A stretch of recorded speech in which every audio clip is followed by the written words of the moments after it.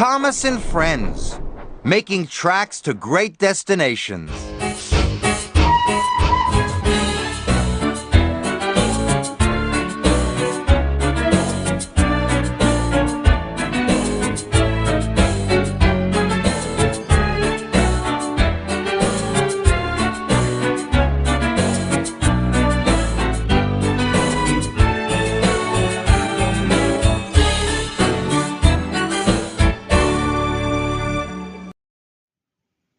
Diesel's Snowy Adventure.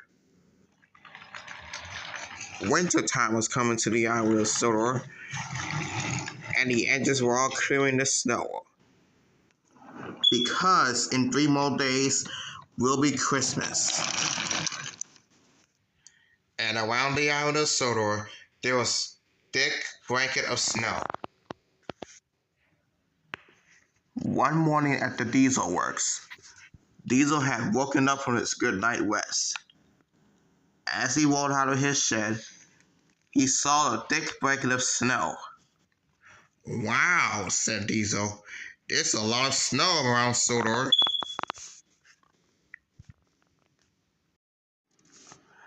Arry and Bert had walked out of their sheds too. They also saw a thick blanket of snow.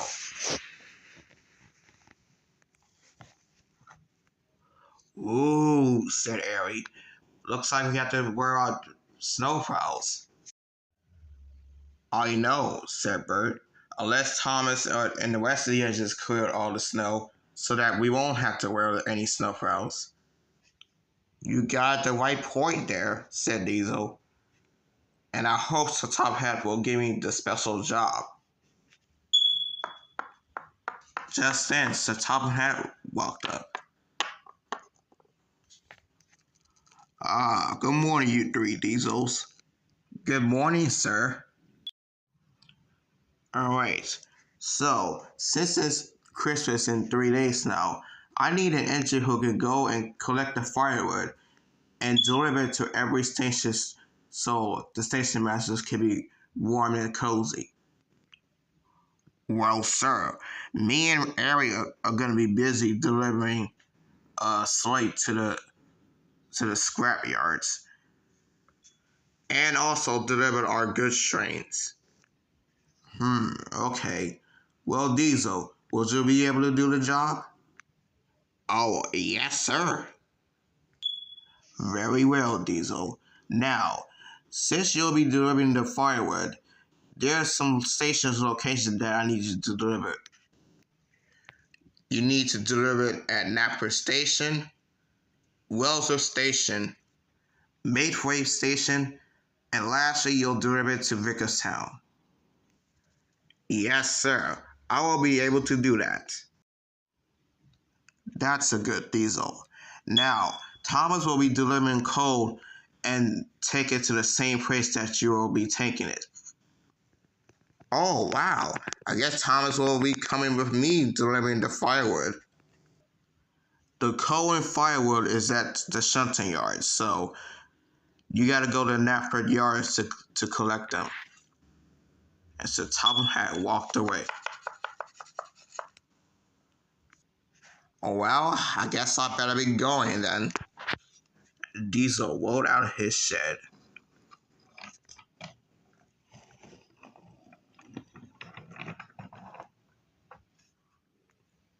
At Rattler yards, Thomas was collecting coal to take it to the same place as Diesel is going. And so, Diesel arrived, collecting the firewood. "Oh, good morning, Diesel," said Thomas. "You look kind of happy or something." "I am, Thomas. So Top Hat gave me a special job." "What is it?" he asked. "It's the firewood." "Wow, Diesel, you're lucky. I really wish I had a special job like that." "What jobs the Top Hat gave you?" "I'm delivering coal to stations that needs to go to Rattler, Wellsworth Station, Mayfway, and Vickerstown." "You're lucky, because I'm going to the same place." "Well, Diesel, since you're going to the same place as I'm going, would you like to travel along with me?" Sure I can. And so, Diesel and Thomas rolled out of the Rattler yards. Their first station was at Rattler. Thomas and Diesel had dropped out the firewood and coal first. The workmen had already done unloading the firewood, and Diesel was ready to go to the next station. Well, Thomas, I guess I'll have to be going then. Wait, Diesel, I'm not done yet. Sorry, Thomas, but I had to deliver this firewood. So Tom had relies on me to get the work done.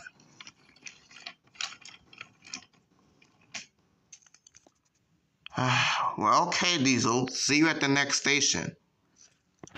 Diesel was enjoying himself. He dropped the firewood off at Wellsworth, Mayfray Station, and lastly, the next station was Vickerstown Station, and Diesel was going there. My word, delivering firewood is a lot more fun than I ever had before. But I better hurry up so I can place the top of the hat. Onwards to Vickerstown. But as Diesel was rolling along, the signal was turning red. Diesel hadn't got time to stop. So he took a long turn. He was going to Great Waterton. When Diesel arrived, he soon arrived at Great Waterton. Wait a minute, it's not Great Waterton. And so Top had arrived, came out of nowhere. Sir, what are you doing here? I meant to tell you that you got to deliver the firewood to Great Waterton Station. I'm sorry, Diesel. Oh, well, it's fine, I guess.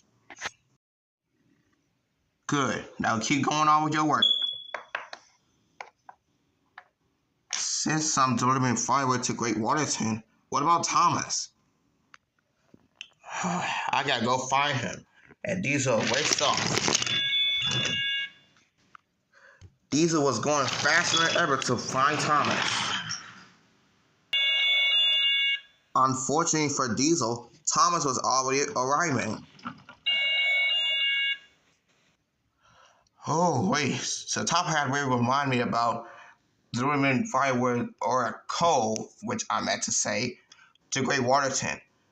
Now lastly to Vickerstown. And Thomas set off out of Great Waterton Station.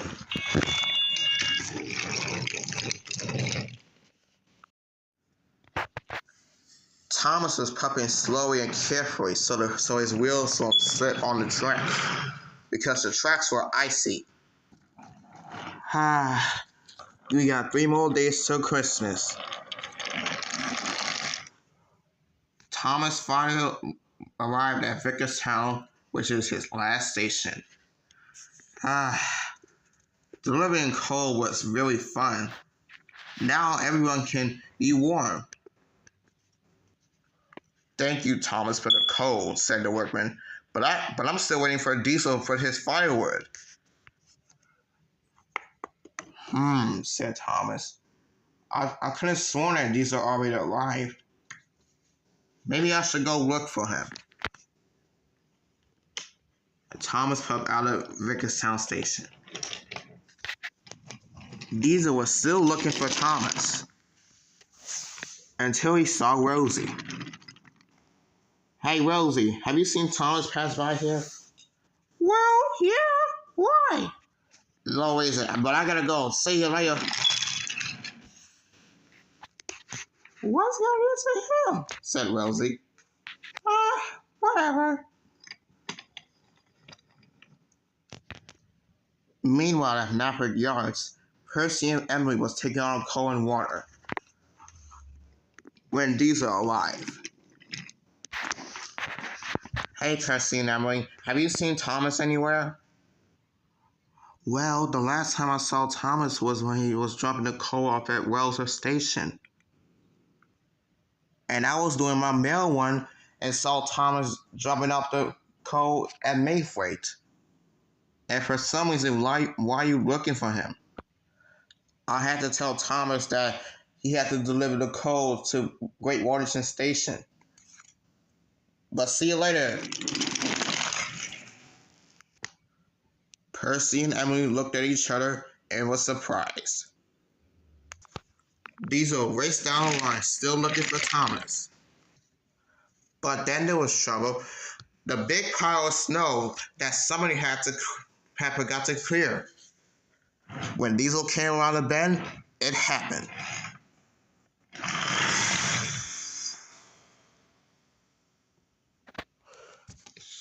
Oh dear, said Diesel. Now I'm stuck.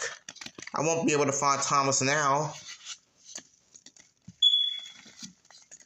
And when the snow soon came down, Diesel was covered in thick blanket of snow. He was soon starting to look like a snowball. Back at Knapford Yards, Thomas arrived.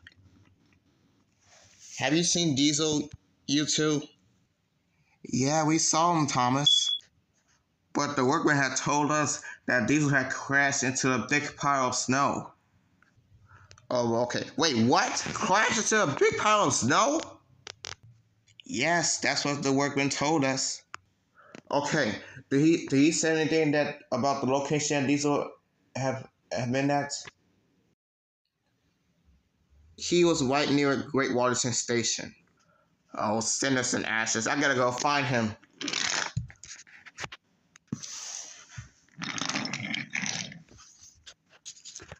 I gotta find Diesel soon enough, said Thomas. Bus is getting late.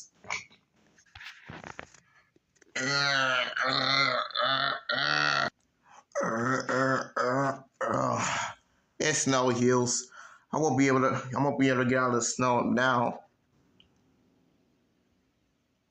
But as soon as Diesel had soon to give up, he soon heard a whistle. Wait, is that Thomas? And sure enough, it was Thomas. Oh my, Diesel, are you okay? Oh, well, not really, Thomas. I'm really starting to getting colder and colder. Don't worry, Diesel. I'll get you out of here.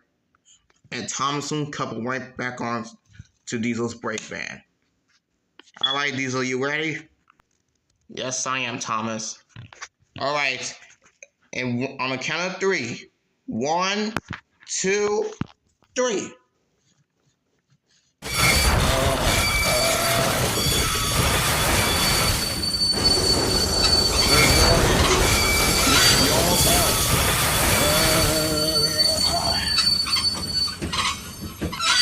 Oh, wait, thanks, Thomas.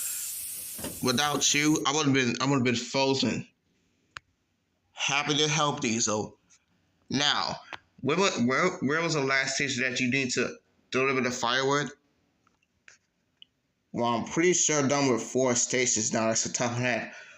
Told me that deliver the firewood at Great Waterton. Now I'm going to be delivering at Vickerstown, I guess. Okay, I'm going with you. You're going with me? Why? Now that I saved you and stuff, I don't want you to get into another accident. Well, okay. Let's go then. I know the shortcut.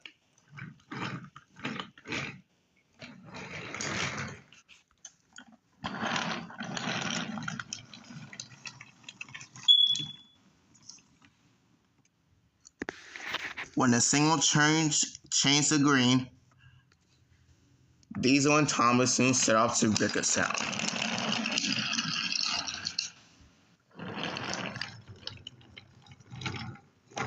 Oh, Thomas, what about your important job?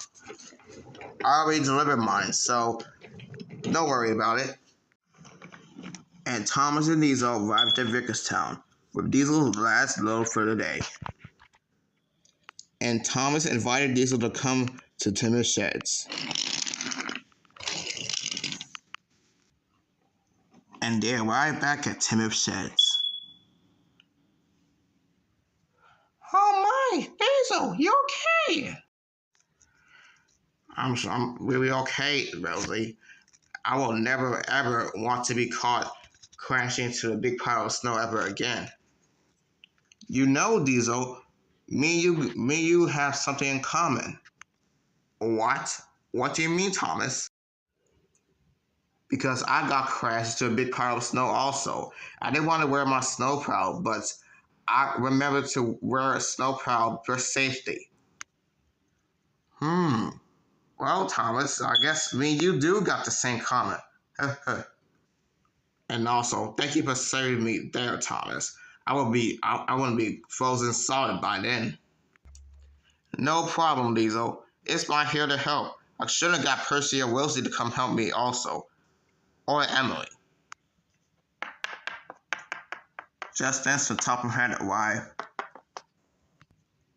Well, Diesel, I wouldn't have to say this, but you have arrived at Rickerstown late with your firewood. Yes, sir. I'm really sorry, sir.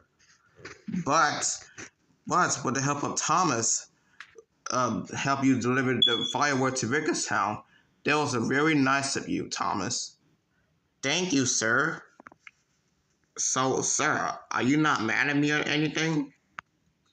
No, I'm not mad at you, Diesel, because you have Thomas help you delivering the firewood, so you won't be able to get crashed into anything ever again. Well, not ever again. But anyways, yeah. You, Diesel, are a really useful engine. And Thomas, you are a really useful engine also. Well, why, thank you, sir. Thomas was a really helpful engine. And Diesel had to agree that Thomas is the nicest friend he had ever met. Even if he's a steamy.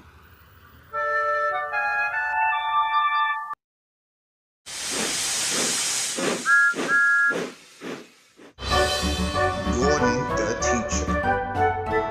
It was cold and snowy on the island of Sodor.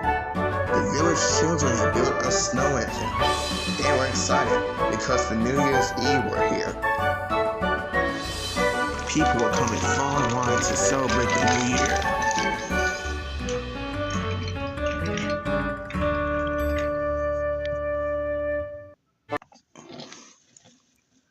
This year, it was even more snow than usual. It had covered the island and blocked the roads. All the buses and cars couldn't go on.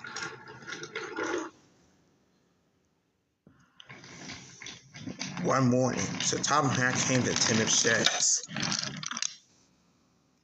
He had a job for Percy. Percy, I need you to pull the coaches today. Percy was disappointed. He usually took the mill, and he hadn't pulled coaches in a very long time. Gordon will show you what to do, he said, and he walked away.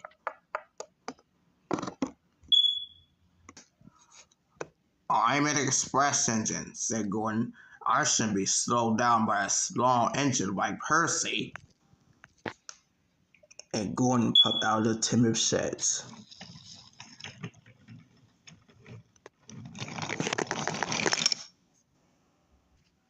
Thomas could see that his best friend was looking down. He wanted to cheer his friend up. Don't worry, Percy, said Thomas. I'm sure you'll know how to pull coaches. You really think so, Thomas? Because what if I forget?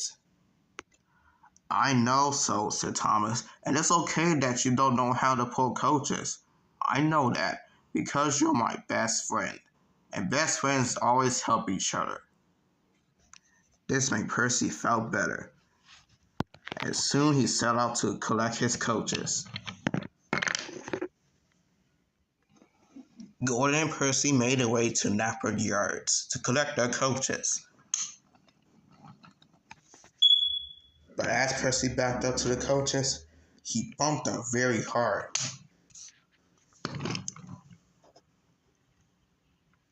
No. You need to pump smoothly, said Gordon impatiently. Watch me. You'll soon know how to pull coaches. Gordon backed up slowly onto his coaches. And without a bump, he buffled up to him gently. "Very smoothly," said the yard manager. "The best buffering I've ever seen." Gordon started feeling pleased with himself. Maybe teaching Percy will be fun, he said to himself. Then he'll see I'm the strongest and the best. The two engines made their way to Rattler Station. Gordon was the one to arrive first. Perfect. Now I'm the best now. There were a lot of people at the station. Just then Percy arrived with his coaches. He was soon surprised. "Look at all those passengers," he said. And then he soon started to blow his whistle, even loud. And then started to reach some steam. "You're doing it all wrong," said Gordon. "Don't reach it till your passengers are on board. Watch me." And then Gordon waited. As soon as the passengers were on board, Gordon was raring to leave. "See," said Gordon, "now you try." Now Percy started to wait for his passengers, and soon they was on board, and he was raring to leave too. This is easy," said Gordon. "Now let's go to the next station, Percy."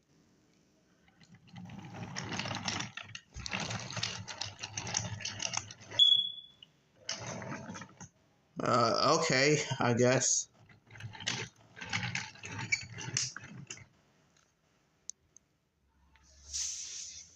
Gordon and Percy soon made their way to the countryside. Gordon was showing Percy on how to puff smoothly on the tracks.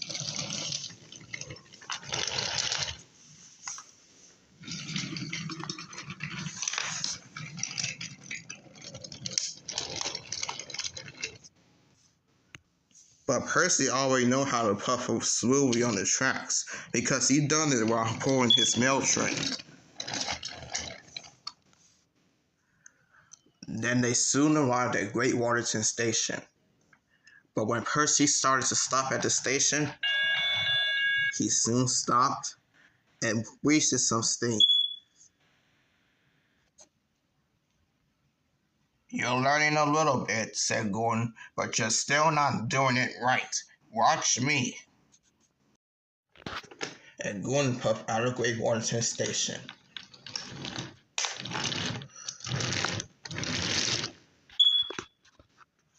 "Big Bruce, show off," puffed Percy. But Gordon wasn't listening. He was having too much fun showing off. "I am the fastest," said Gordon. "That will show Percy on how I'm being the best." He wanted to show everyone of how he could puff smoothly. Then he saw James. "Watch me," he said as he raced past James. "I can puff smoothly." "Yeah, unlucky you're going to be showing off," said James as he puffed by. But Gordon wasn't listening. Then Edward and Duck were pulling a goods train. Gordon soon raced by. "Watch me," he said. "I can puff smoothly and steady." "Aren't you supposed to be teaching Percy?" said Edward. "Yeah, and not showing off," said Duck. "Oh, Gordon," said Edward. "Tell me about it."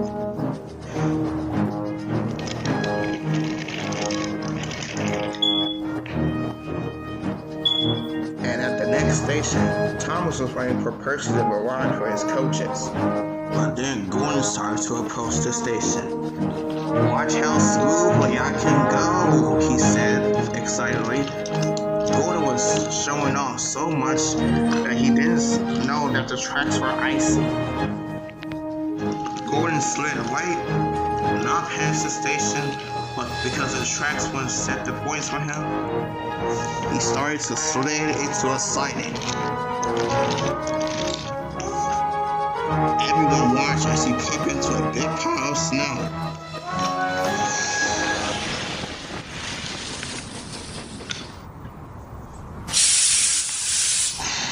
Yuck, coughed Gordon. Luckily, no one was hurt. But Sir Topham Hatt was very cross. I asked you to teach Percy, said Sir Topham Hatt, not show off all afternoon. Yes, sir, sorry, sir, he said sadly. Just then Percy arrived at his coaches. He started to slow down and stop smoothly. Gordon's passengers had saw Percy and believed their eyes. They started to get out of Gordon's coaches and boarded Thomas and Percy's train. Gordon was soon sadly and sighed. His face was red as James's paintwork. But Edward arrived to pull Gordon out of the big snow.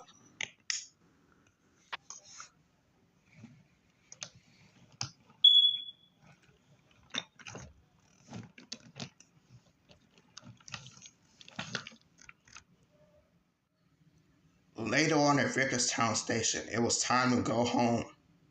All the passengers were soon boarded Thomas, Percy, and Gordon. Gordon wanted to teach Percy again, but he remembered earlier when he was puffed into a big pile of snow. Gordon didn't want it to happen to him again. Percy, Thomas, you did good. Except for you, Thomas, because I wasn't teaching you, because you know how to pull coaches. But for you, Percy, you did well. Maybe you and Thomas can teach me on how to puff smoothly. Sure thing, Gordon, said Percy. I'll leave first, said Thomas. And Thomas soon puffed up out of the station, along with Percy right behind him. And Gordon soon puffed right behind him too.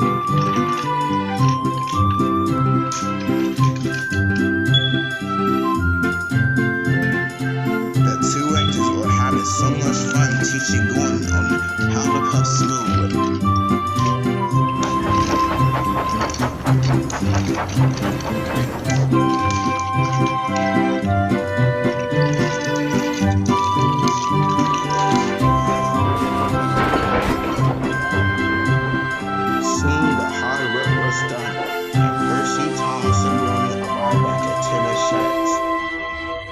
Soon tired after a long day's work. Great work, Percy, said Thomas. I told you that you will know how to pull coaches again. Thanks, Thomas, said Percy. I did really well. And Gordon, did you saw how me and Thomas were puffing smoothly? Yes, said Gordon, and I am very proud of how you two teaching me how to puff smoothly. But then again, I am a really good teacher. And Thomas, Percy, and Gordon soon started to laugh and agree.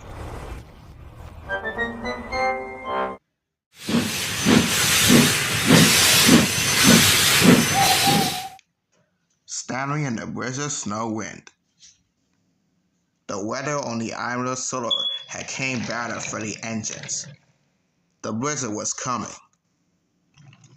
The engines had to work very hard to fight the weather.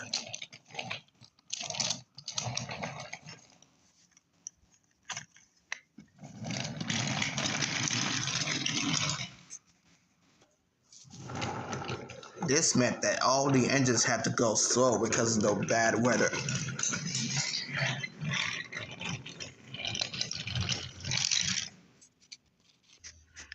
And also the big freeze had also came. And it had caused all the tracks to become frozen. But they didn't mind the engines because they had fireboxes to keep them warm and sand, so all the engines won't be slipping off on over the rails. One blizzard morning, Sir Topham had sent Stanley to pull a line of trucks. Thomas was the one shunting the train for him.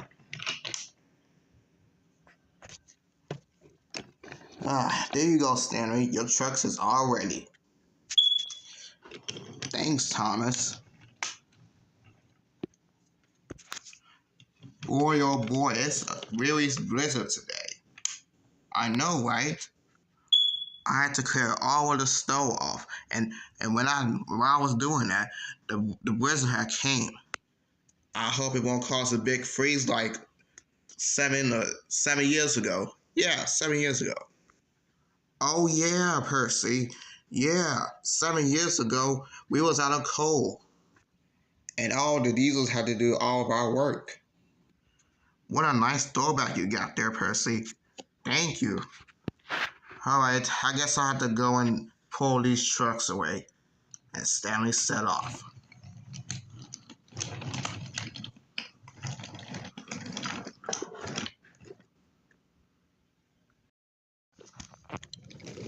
Stanley had to go to Marion Station, so he had to take the first section of the bridge to get there.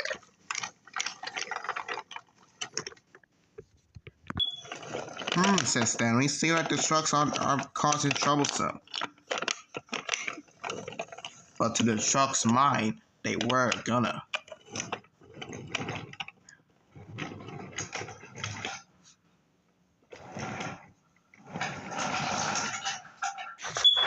He had made his way to the next section of the bridge when disaster struck. The wind by Great Waterton Station had shooken the bridge very hard.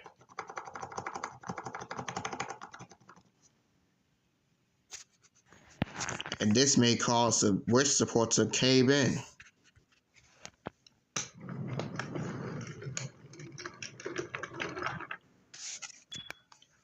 When Stanley crossed the bridge, the wind had pushed him. Whoa, said Stanley. It's very windy out here. Then the wind pushed him and pulled him up, and then caused him to derail. Oh no, said Stanley. I'm derailed. Oh dear, it must have the bridge that have caused all of this. The trucks got their chance. On, they said. Push him off the rails. Oh dear, said Stanley. I'm gonna fall. His driver and fireman jumped cleared, and Stanley lay dazed and surprised. Oh dear, I'm so damaged right now, and my paint is damaged. There was more trouble up ahead. Well, not up ahead. The wind had shooken the bridge so hard, it caused the bridge to collapse.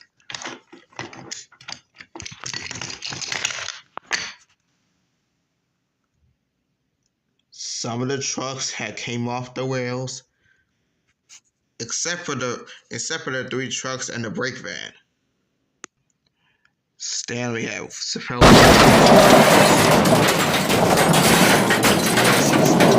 Now all the engines are going to be delayed by the passengers and stuff. Help has soon arrived.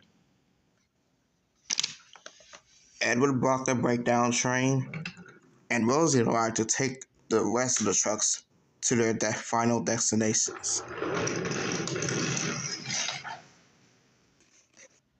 Sir Topham was also there. He came to see Stanley. Are you okay, Stanley? Said Sir Topham. Yes, said Stanley, but I'm feeling all damaged. Don't worry, Stanley, said Sir Topham. I got Thomas to take you to the works. And oh my, this bridge is going to need to be repaired. How did this happen, Stanley? It all started when I crossed the bridge, and the wind had shooken the bridge and me, caused for me to derail, and it caused the troublesome trucks to push me off the rails. Those trucks, I should have known.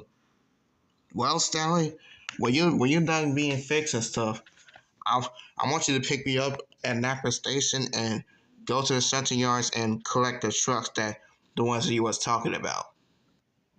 Yes, sir, said Stanley. Thomas had took Stanley to the works.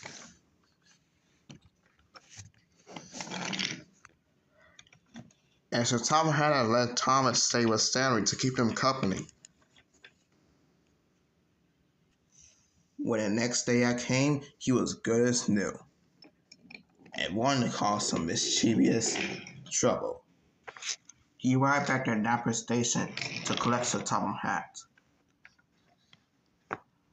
But when Stanley looked over at the shunting yards, he saw James shunting the trucks that they had put Stanley off the bridge.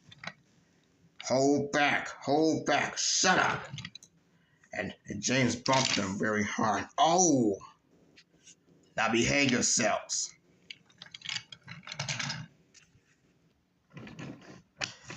Whoa, James, I see you hate trucks, I say. Well, yeah, said James. Why?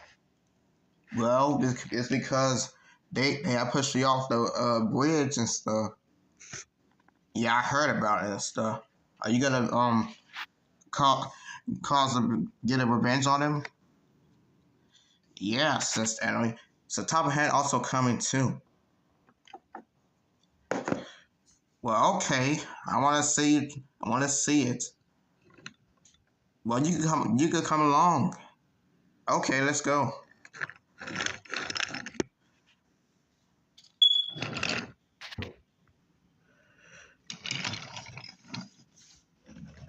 Come on, you trucks. I'm gonna take you on for a little ride. Where are we going?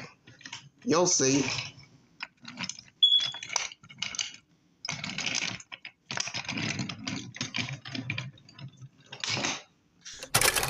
Oh, James, this is gonna be so good. I know. I haven't pushing the trucks off the bridge in my time. You haven't since Stanley? Then what have you done? I gave him a bump for pushing me in down the hill and stuff. Oh, I see.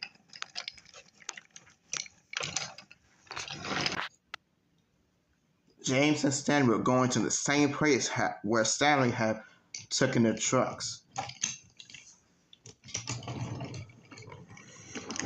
Alright, I think that's enough pushing. Where are we going?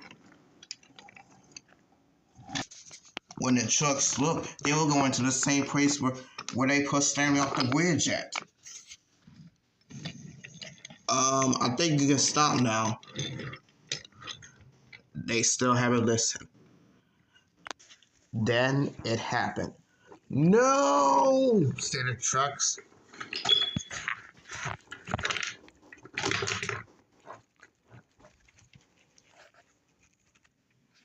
That's what you trucks get for messing with me and James. Yeah. So Top of Ham was also there. He had stern words for the trucks. I don't appreciate what you have done to Stanley the other day, he said crossly.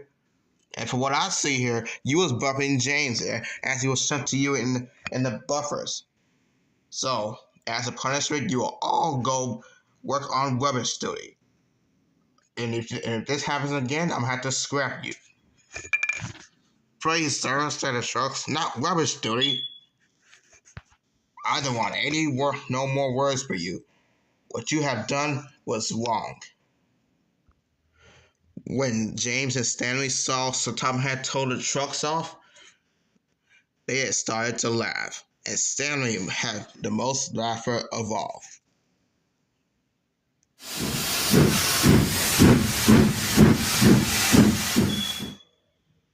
Tired Out Toby. Toby is an old steam train that you can find on the island of Sodor. He has a faithful host named Henrietta. And like Thomas, Rosie, Percy, Edward, and the rest of the engines, Toby is one of the kindest engines on the island of Sodor. And even though Toby is getting old, the other engines and the top of hat thinks that Toby really is working in good order. Well, as for the rest of the engines, like Gordon, they're not sure. And one night, Gordon was feeling jealous of Toby because he thinks that he is not really useful anymore. "Oh, little Toby," said Gordon, "when will you learn? Us bigger engines can do bigger things.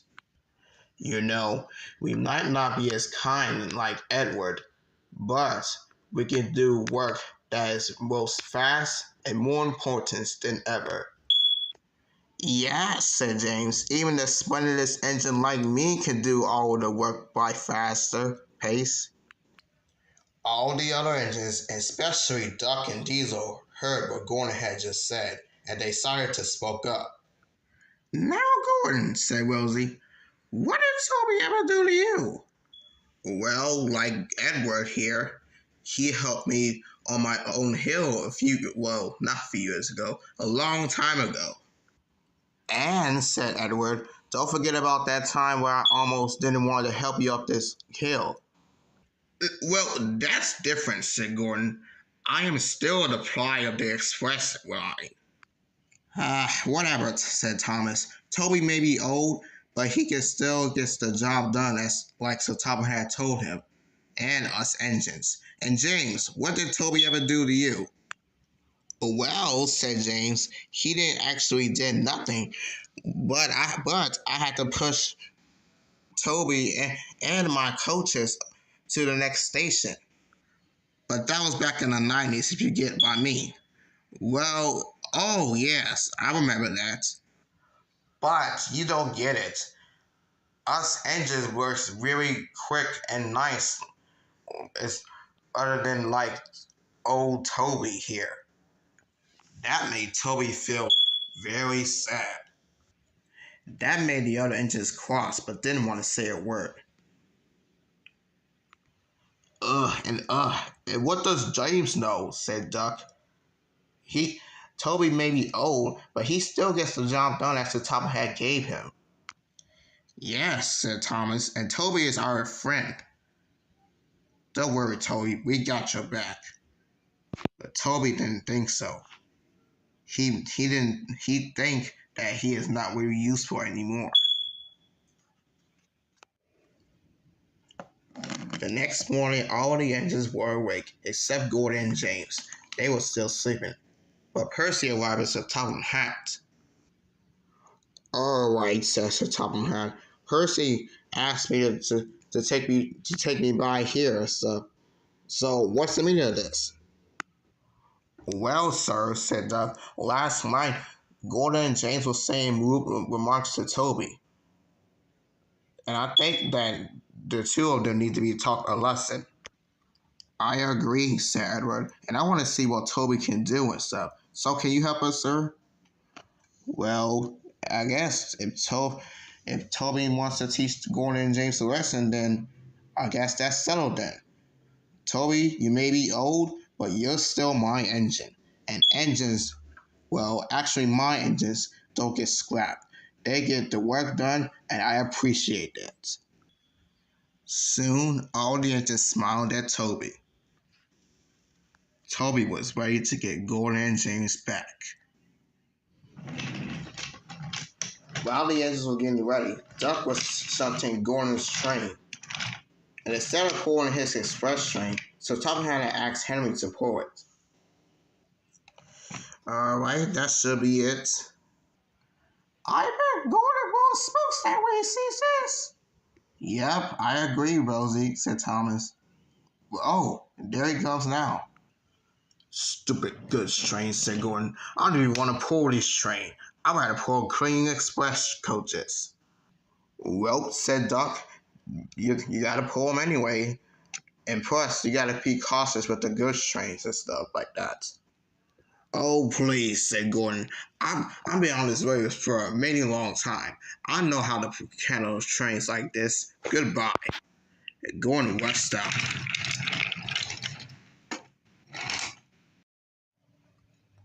"Not even a thank you," said Thomas and Rosie, all said at the same time. "This took us a lot of work." Then James arrived. "All right, I'm here now. Hurry up and shut with my coaches." "I don't think so, James," said Stanley. "Sir Topham had told us to tell you that you gotta pull a coal card." What? Coal trucks?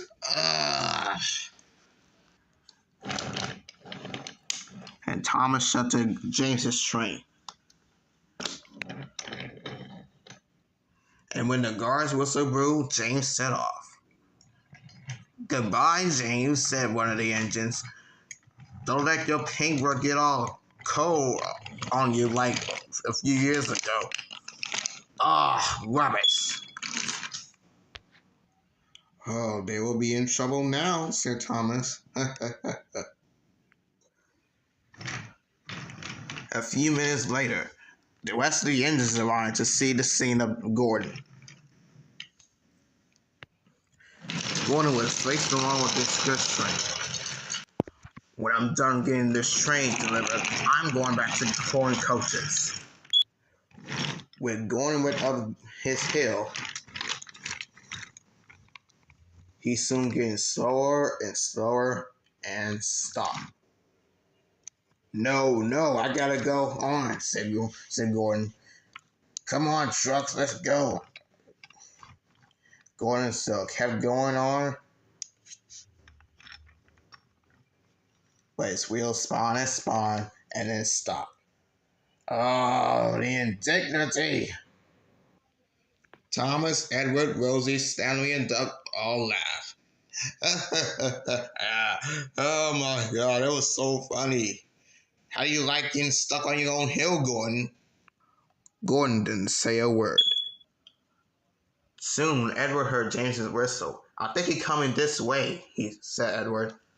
Let's take a scene of James." And then the engines backed up to see the scene of him.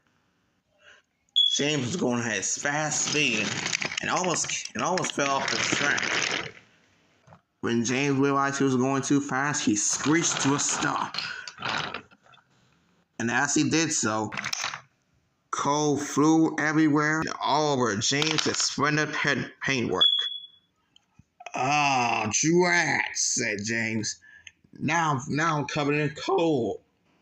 My paintwork." When the engines all saw this, they was burst out laughing. "That," said Thomas, "is what you get for speaking things about Toby." "Speaking of Toby," said Rosie, "where's he at?" "From what I heard," said Duck, so Thomas had told Toby that he doesn't have any work to do today. So I'm guessing that he is telling Toby that he wanted to help James and Gordon up with the rest of their goods trains. And as a matter of fact, here he comes now. Toby had to collect James to take the coal to the coaling plant and take him to the washdown to be washed.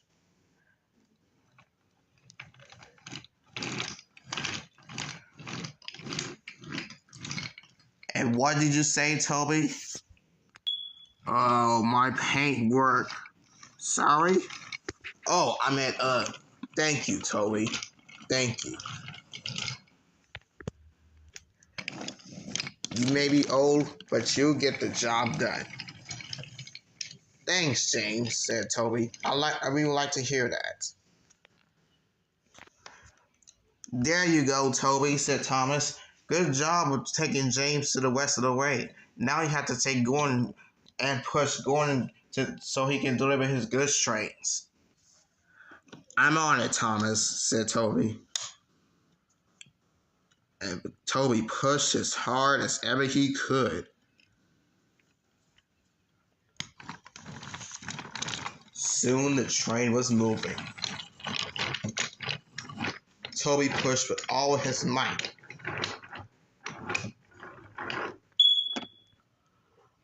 And while he was doing that, the truck started to cause some trouble. And it had to bump backwards and forwards. Hold back, they said. Come on, you trucks. I'm finna take you to your destinations. And like magic, Toby pushed Gordon so hard that he raced down a hill. Gordon zoomed to the next hill, and he was out of sight. Thomas and the rest of the engines all cheered for Toby. They think that Toby had done a great job. Oh, and Toby, said Thomas, I think you got one more thing for Gordon. Toby heard. Thank you, Toby, said Gordon. I am sorry I was rude to you. You really are a good and useful tram engine. Toby soon smiled. The other engines agreed that Toby is a really nice tram engine. And even when he was pulling Henrietta, Toby will also tell her stories about when he had to push Gordon and James to their destinations. Toby feels like that he is a nice tram engine indeed.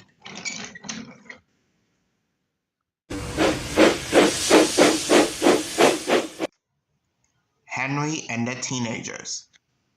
A long time ago on the island of Sodor, right before Diesel, Arry, Bert, Duck, Stanley, Emily, and Rosie came to the island of Sodor, there used to be these troublemaking teenagers who liked to cause trouble to the engines. So for them to do that, they like to put coins on the tracks and watch the engines go past by and ran over the coins. They don't like dead meters every time when the fog is coming towards them. And when two engines pass by, like Thomas and James, and when they ran over the coins, sparks flew everywhere.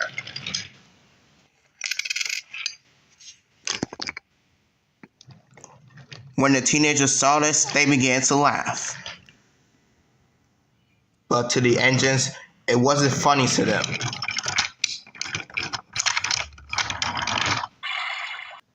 One spring morning, Henry was pumping down the track with his local train. He was making great time. When he had passed the teenagers, he ran over the coin, and sparks began to fly everywhere. Henry jolted forward as he puffed under Morgan's mind. What was that? He said.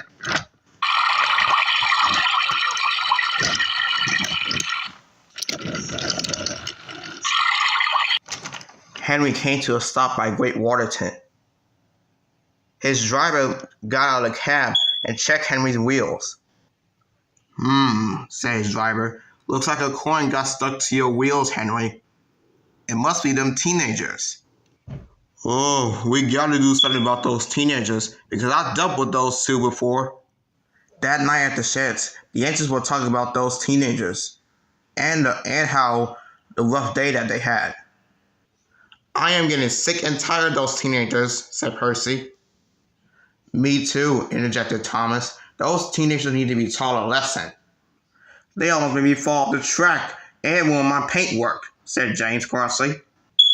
It's okay, said Henry, but I know how to get rid of those teenagers. Remember the time where those teenagers throw the rocks at my coaches? Yes, Henry, said Edward, and you whistle and sneeze at them when you puff under the bridge. Well, I got another cheeky plan. And so Henry whispered to the engines about how he can get back to those teenagers. They all agreed with Henry's plan, and soon they chat and went to sleep. The next morning, Sir Thomas had asked Henry to pull a goods train and take it to Vickerstown. Then Henry told Sir Thomas about what those teenagers had been doing to him and the rest of the engines. Yes, Henry, I can see that you and the rest of the engines are tired of those teenagers. I'm tired of them too. Maybe I could get a ride with you, and then on the way to the field, you could drop me off right before you pass the field. And then when the teenagers pass or run away, I'll catch them. Great, sir. Now let's go. So Topham had boarded Henry's cab, and Henry soon set off for his train.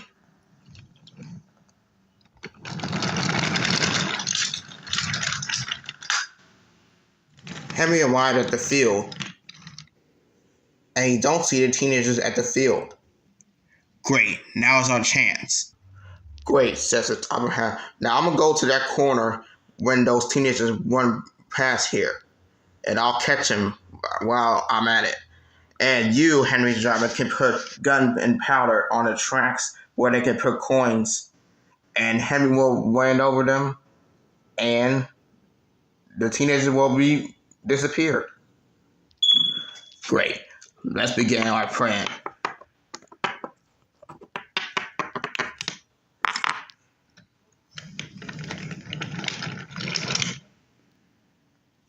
Henry can see the teenagers, and they already put coins on the right side of the track where you're about to puff onto. And when Henry puffed by them, it happened. Sparks set food under his wheels again. And then suddenly,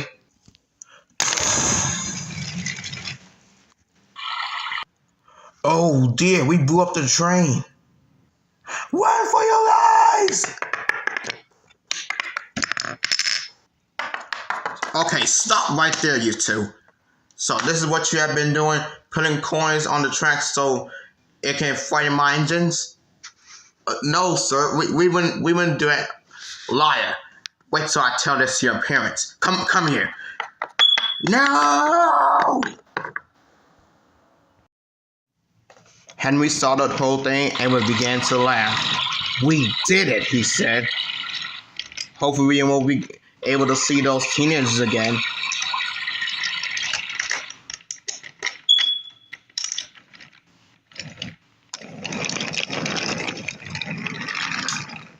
And sure enough, Henry was right. The teenagers were never to be seen again.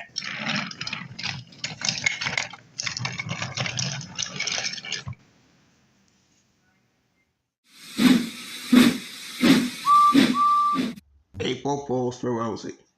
It was April Fools on the island of Sodor, and all the engines were getting ready for work. Well, all the other engines but Rosie.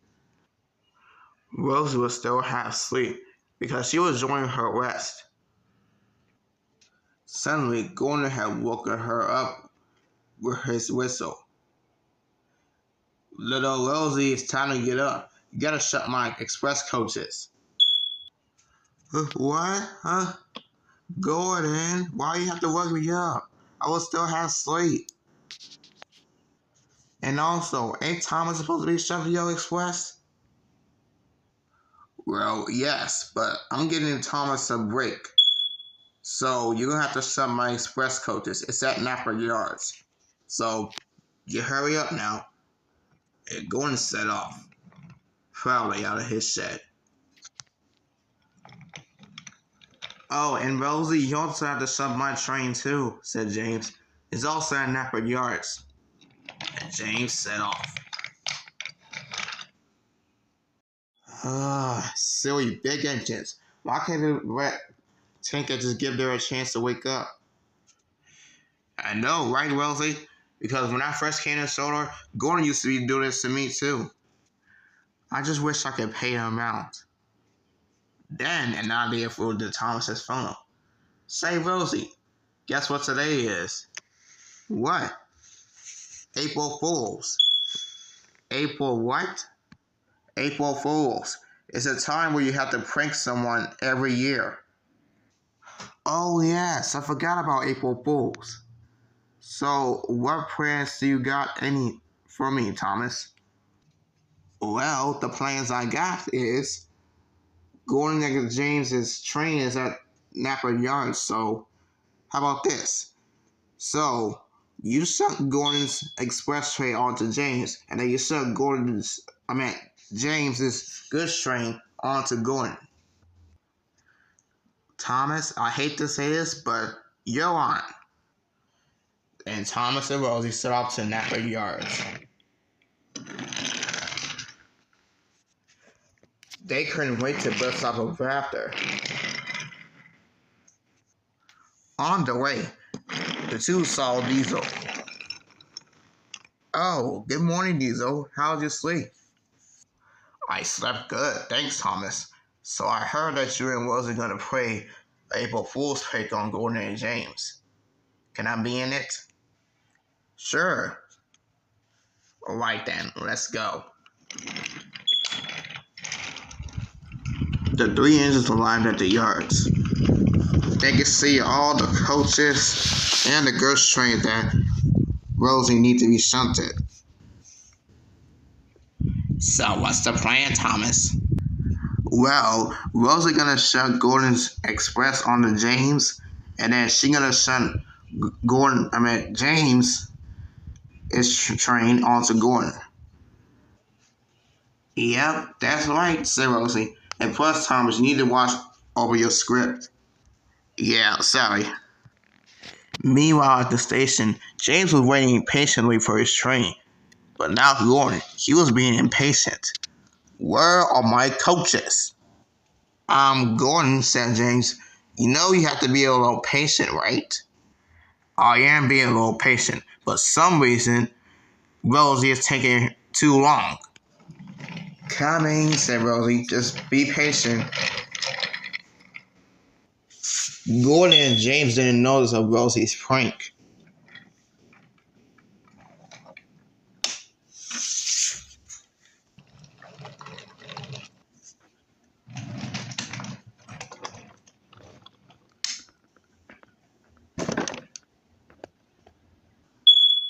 All right, said Rosie. You two are good to go.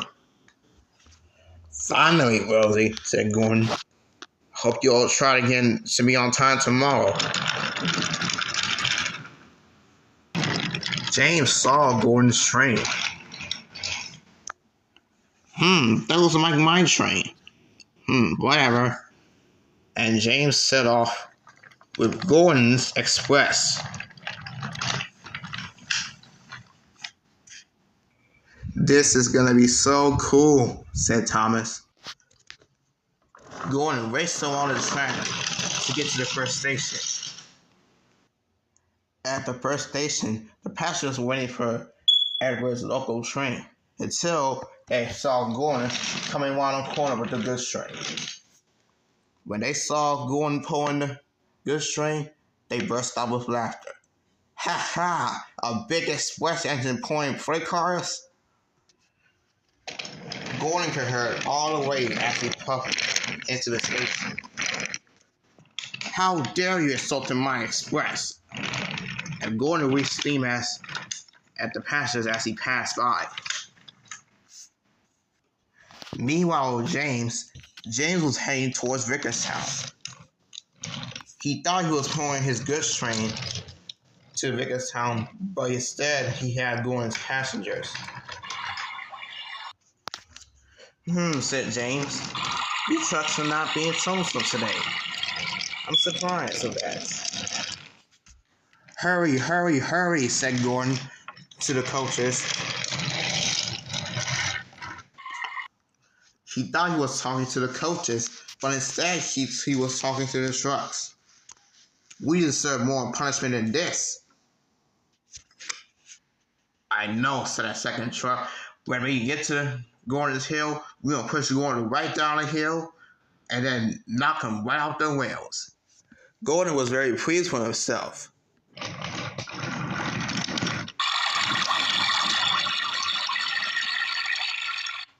Just as Gordon made it to the top of his hill, it happened. On, said the trucks. Oh dear, said Gordon. That's heavy. Help! Gordon was about to pass the stone bridge. Until... Oh no.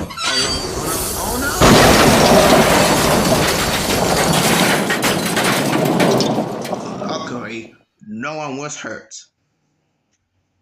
Oh dear, said Gordon. Not the poor passengers. Gordon, said his driver, you're not pulling passengers. You're pulling the trucks. What? Gordon looked back and saw James's goods train. Oh, the indignity. Back with James arrived at Vicker's house.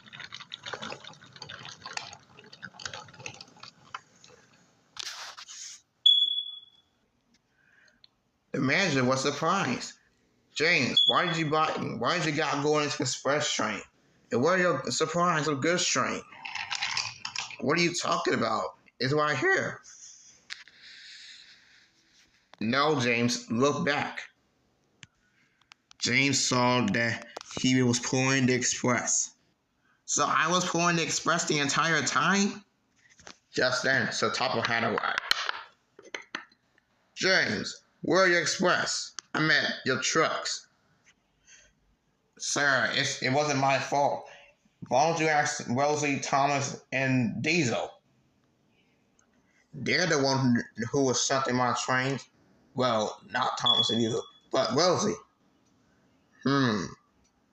Said Sir Topper. Well, it is today's April Fools, but anyways, just then, Sir Thomas had got a phone call. Gordon fell off the rails? Oh dear. James, you won't believe this, but Gordon got your goods train and is derailed. What? Yes, that's the top of my head. But I'm gonna go and see what the accident is all about. Edward blocked the breakdown train to get Gordon back onto the rails. Don't worry, Gordon. You'll be back on rails in no time. So Top was also along board with Edward. This accident wasn't your fault, Gordon. But what about our express coaches? Your express coaches are fine. James got them. Oh, great, said Gordon. But if you didn't notice, today is April Fools. April Fools?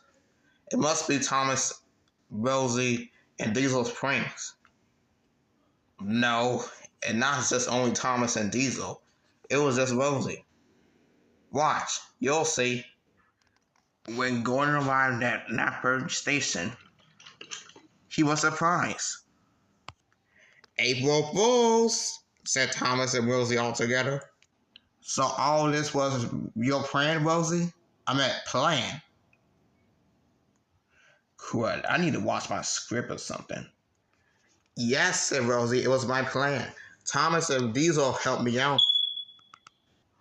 Well, I'm not going to say this, but Thomas and Rosie and Diesel, you three have been pranking Gordon and James. But I'm not cross with you about that. I'm happy with you for what you three did. And just for that, Thomas, since you about to pull your trains up, I'm going to have Stanley pull it for you. And you, Thomas, can have a day off. Thank you, sir. Diesel, I know you have to pull coal cars, so I'm going to have Percy and Emily take it for you. Oh, well, thank you. And Rosie, you don't have any work to do, so you can have a day off also. Oh, well, thank you, sir. With my pleasure. Now let me go back to my office and get back to work with the rest of you. We still got a railway to run. I can't go back to work, said Gordon. My sidewalks is broken. So Topper had told me to take you to the works, Gordon, so we're on our way there. And Edward took Gordon to the works. Thomas and Rosie all smiled to each other. They are glad that they were one of the best April Fool's pranker on Sodor.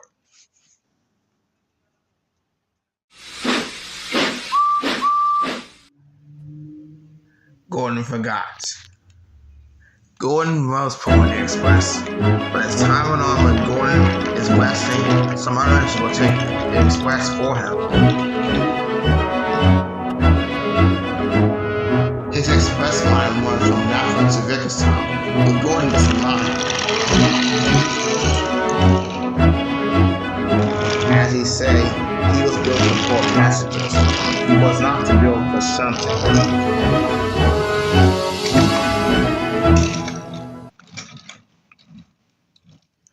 One morning, Gordon was sitting at the siding waiting for someone to shunt his coaches. The local must not be late, he said as he was filling up on water.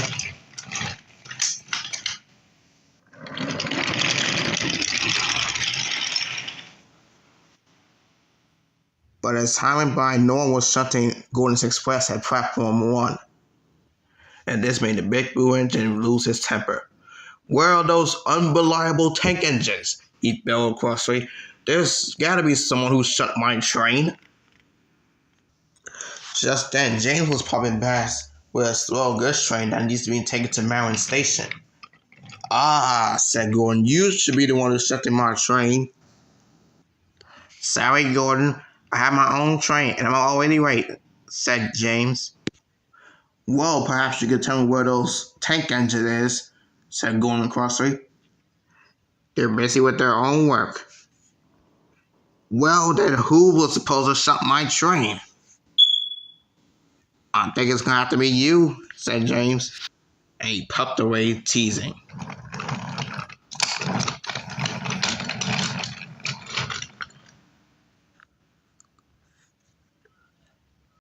Me shunt my own coaches? Why is an outrage?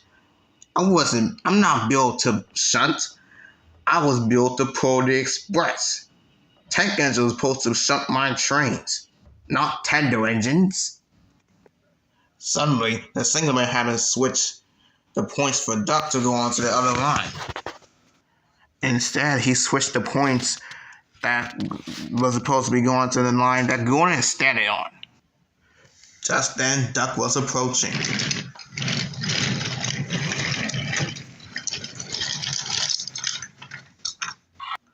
When Gordon saw the switch hadn't set for Duck to go onto the other line, Duck, go onto another line. But it was too late.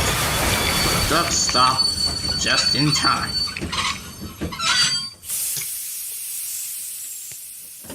Hey, said Duck, you shouldn't be here. I need to pass. I am not worried till my coaches are brought in, said Gordon crossly. Perhaps you could help me, Duck.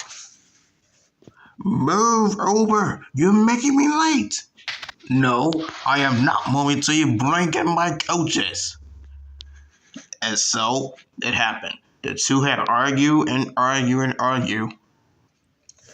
the top hat came over to stop the noise. Enough! What's all of this noise? He said crossly. My coaches are in platform 1, sir, and I told Duck to get them for me. But he wouldn't listen. So Topham Hatt stared, and then he laughed. Said the Topham Hatt. Your coaches are in platform 1. They're at platform 2, Gordon. Gordon and his crew forgot that the timetable had been altered because the section of track that was sent to platform 1 was not working. And the passengers had been boarded the train. Gordon had felt silly, and so he moved out of Duck's way.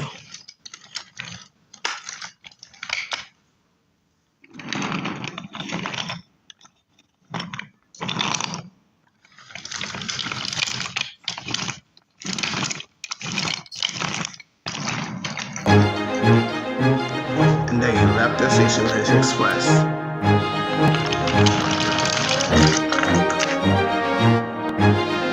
Don't worry, Gordon, said the driver. We all make mistakes every day at least.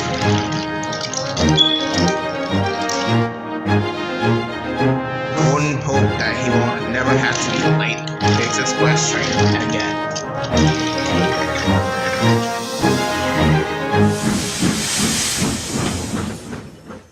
The Queen Engine. Emily is one of the nicest and most kindest emerald engine on the island of Sodor. When she first came to Sodor, she had helped Thomas and Percy with the mail train and with the flying kipper because of Henry's sickness. And after that, Sir Topham Hatt gave her her own coaches.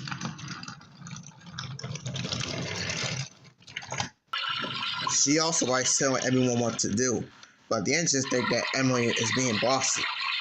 But to them, they didn't, because they know that she always likes to help everyone. One spring morning, Emily dropped some very important visitors up at the ruined castle. Once upon a time, Queen and King had lived there.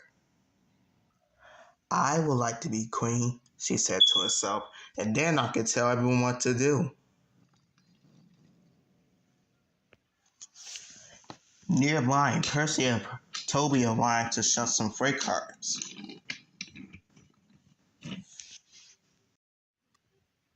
Percy looked at the castle and was surprised. "Ooh," he said, "look at the castle. I wonder who used to live there." "A king and queen," said Toby. "Back then, they used to rule the island and tell everyone what to do." And he shoved to start shunting. Percy was starting dreaming about being a king and queen. "Percy," said Toby, "come on, we got work to do."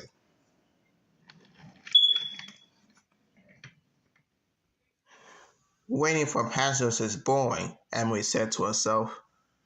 Then she could see that Toby and Percy were working nearby. "When I'm done with my tour," she said, "I could go and visit Percy and Toby."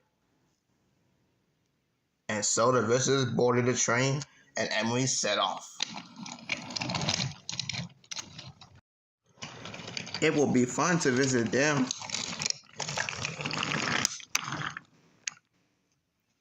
Percy and Toby were waiting to couple up onto the trucks when Emily jumped in. She was very excited to tell Percy. "Percy," said Emily, "I have an idea. Let's play a game. You will be the king." Percy thought Emily's idea was going to be fun, but Toby think Emily's idea was silly. "You have to be clever to be a queen," he said wisely, "and know the right thing to do."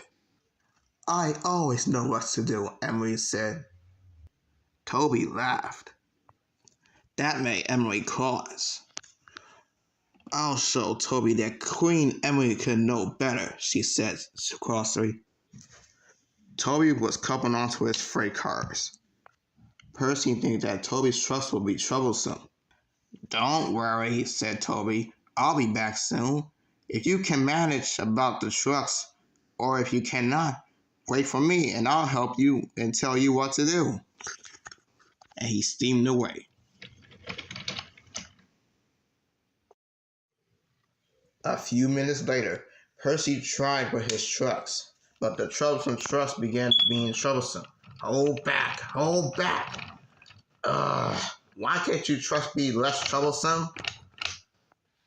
Emily been watching the whole thing. "If I want to be the queen engine," she said, "I must tell Percy what to do, because I know best." "Percy," she said, whistling, "I am the queen today, and I'm going to be telling you what to do." Percy was worried. He usually thinks that Toby knows best. "Take these troublesome trucks along that track that Toby just poked on, and then they will be less troublesome, and Toby will know that you know best." Percy was pleased, and so he tried again. And so the troublesome trucks were being troublesome, but then it happened. Percy's trucks was not troublesome anymore. Emily was very happy. "I am the queen engine," she said happily. But then there was trouble.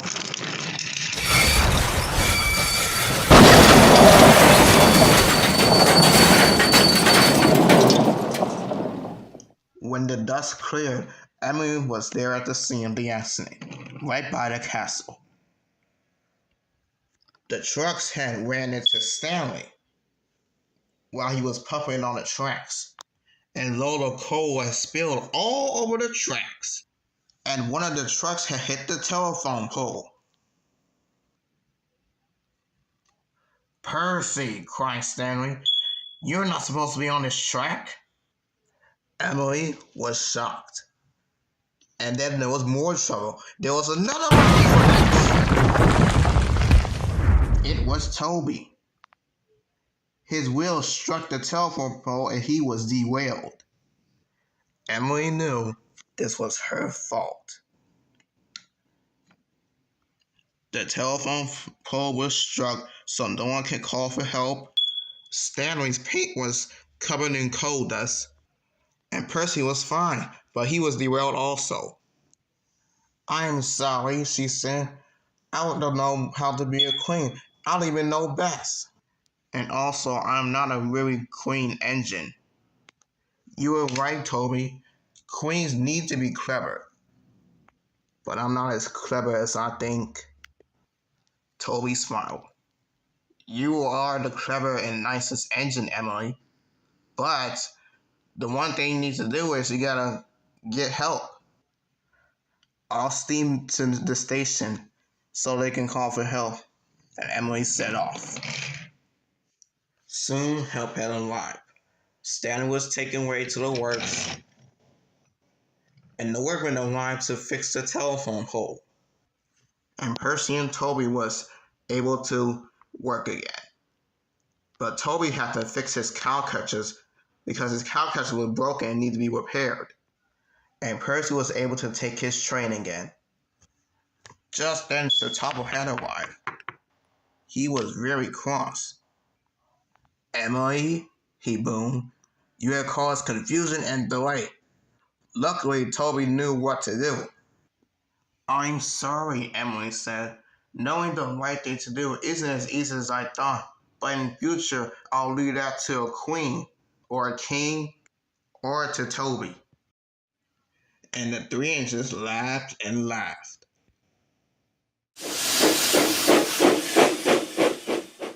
Joking James. James the Reddington loved working on the island of Sodor. He's a mixed traffic engine and can pull goods trains and coaches.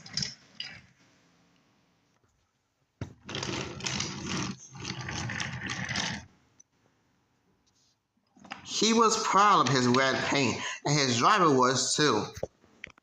Everyone says that you're brightening their day up, James. One morning, James whistled loudly to Thomas and Percy as he puffed in. Look at me, Thomas and Percy, said James. I am the most useful engine on the line, and the smartest. Rubbish, James, replied Thomas. We're all useful. Sir Topple has said so, and he has headed the whole railway.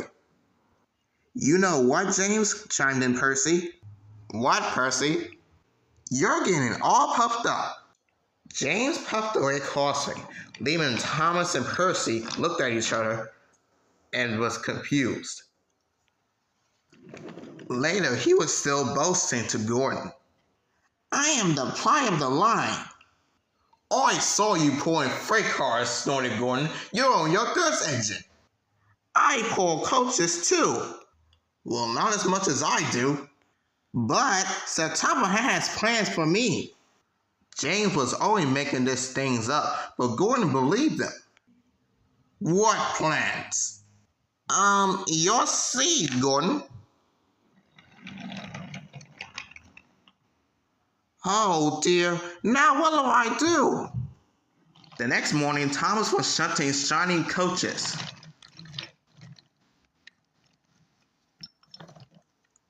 Good morning, James. Are those coaches for me? Asked James hopefully. No, tooted Thomas. These are for Gordon's Express. I'll fix your freight cars next. But James was going to play a trick on the other engines. Actually, Thomas, I'm taking the coaches today, so Topple asked me to tell you. Well, what about the cars? Asked Thomas. Get them to Gordon. Come on, Thomas, said his driver. Orders are orders. So after James coupled to the train, he waited for the passengers, and soon when they boarded, he puffed away.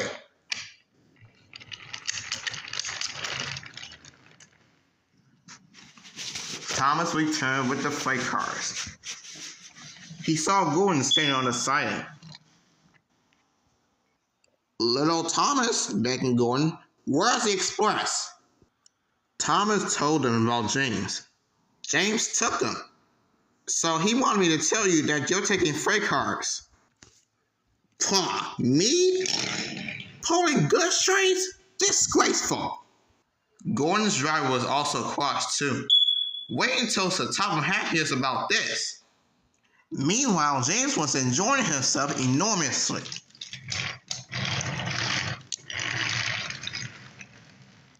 Haha, my plan worked, he laughed happily. Then he saw the top of the hat at Great Waterton Station.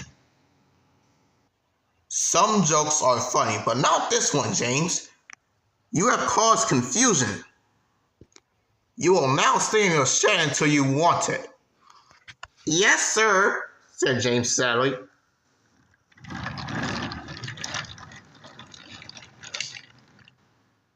The other engines teased James the next morning.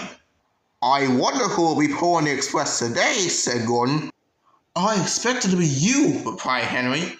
James is stuck in the shed for being silly. James felt sad. The next morning, James was back to work. Good morning, James, said Thomas. It's nice to see you out and about again. I'm sorry I tricked you yesterday, Thomas, said James. Are these my freight cars? Yes, they were, James, replied Thomas. They are pleased to have you back.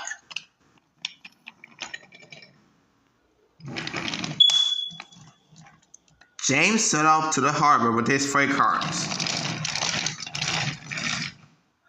After that, everything was done and James was sat in the siding.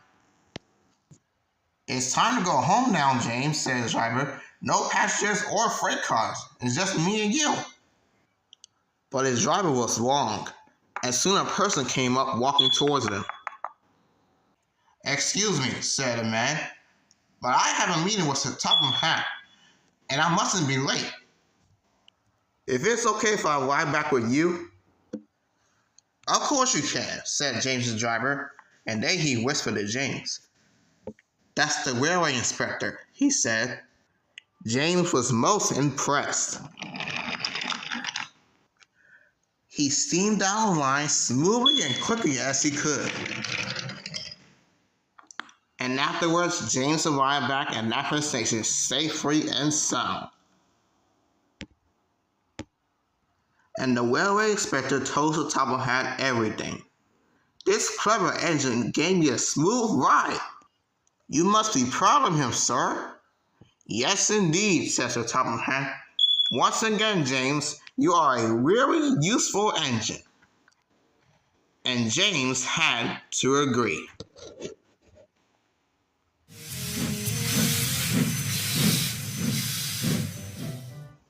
Rattler Gordon.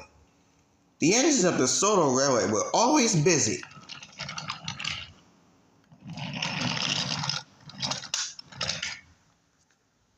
Thomas was puffing to the seaside with happy vacationers.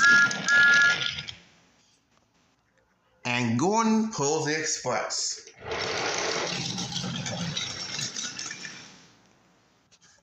Gordon thought he was the fastest, strongest, and most cleanest engine on the whole railway. But one thing bothered him. His firebox was rattling as it cooled down at night. Gordon knew that his rattling will stop the engines from getting to sleep. But that night, Gordon's firebox went click-clong, click-clong. Thomas and Percy thought it was very funny, and they started to chuckle. Rattler Gordon keeping us all awake, laughed Percy. The only engine is keeping other engines awake, he said crossly. Our little engines were very bad manners. But secretly he felt very embarrassed. But that morning Percy teased him again. Rattlebox is awake at last, he puffed happily. Gordon ignored Percy. He did not like being called names.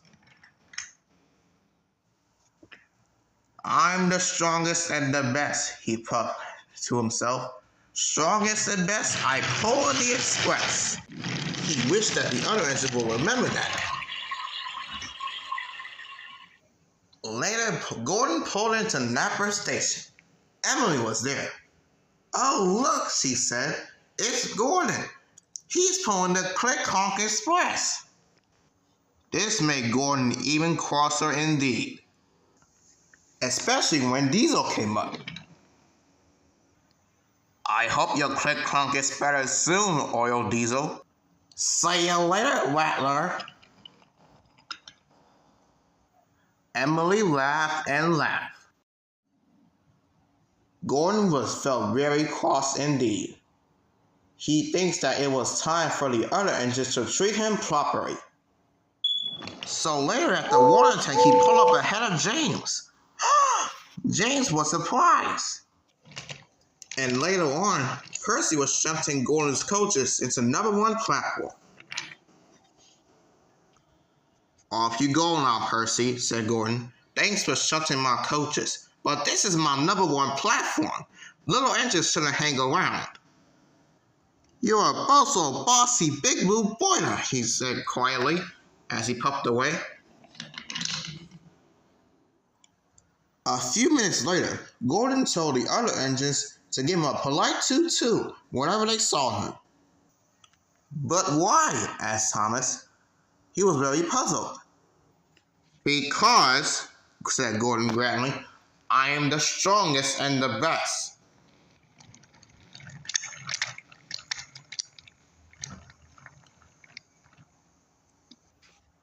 You can toot at him if you like, said Emily, but I'm not going to. Gordon steamed across the island. He was sure that the other engine will treat him properly. He saw Emily. Gordon thinks that she will wait for her to whistle back, but Emily didn't.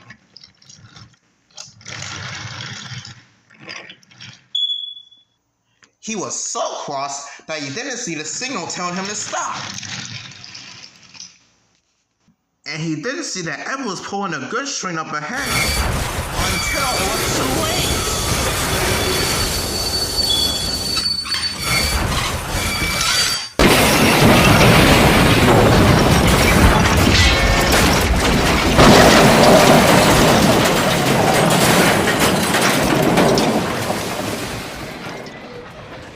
Luckily, no one was hurt.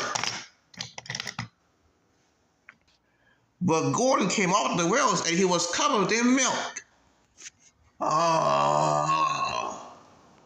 Oh dear, Gordon, said Evan. Let me go get help.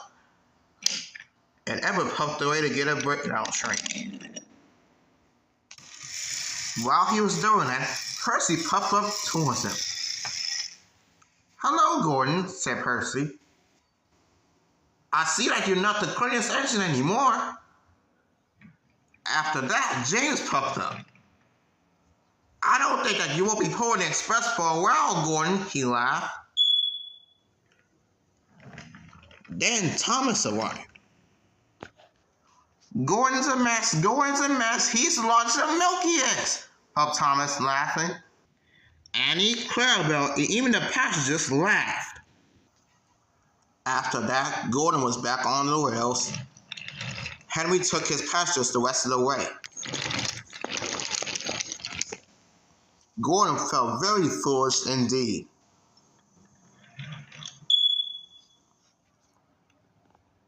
A few minutes later on, Gordon was at the finish yard. He was going to be there for a long time. His front wheels was broken, and it was hard to get the milk off of him. So Sir Top Hat had everyone to do Gordon's jobs until he's back in service.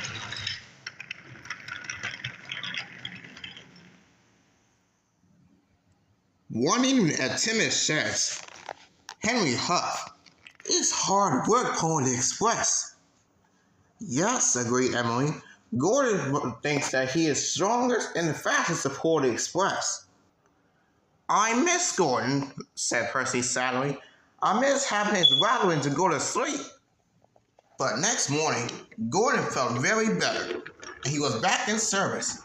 The workman even fixed his rattling and his firebox. That night, everyone missed Gordon. Gordon had even something to say to all of them. Is it about being the fastest and the best? Laughed James. Not at all, said Gordon. I know my rattling kept you all awake, and I'm very, very sorry. And I was also serious about my 2 toots. Well, you know what I'm trying to say. And I realized now that the other engine's 2 toots because they was working very hard. but not because when they asked for it. But we think you do deserve it, Gordon, said Thomas, because you worked hard and you are a really useful engine. All the other engines agreed. Now all the other engines are greeting each other by their two tunes.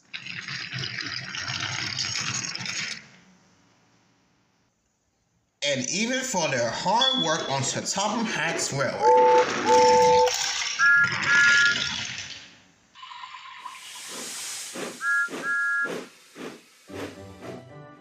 The Fish Adventure.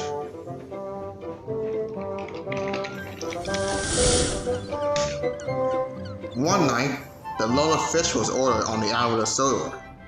So Chatham had decided that the extra vans must be loaded onto the train that the man called the Flying Kipper. The old trucks and vans were old, and they have not been used for a long time.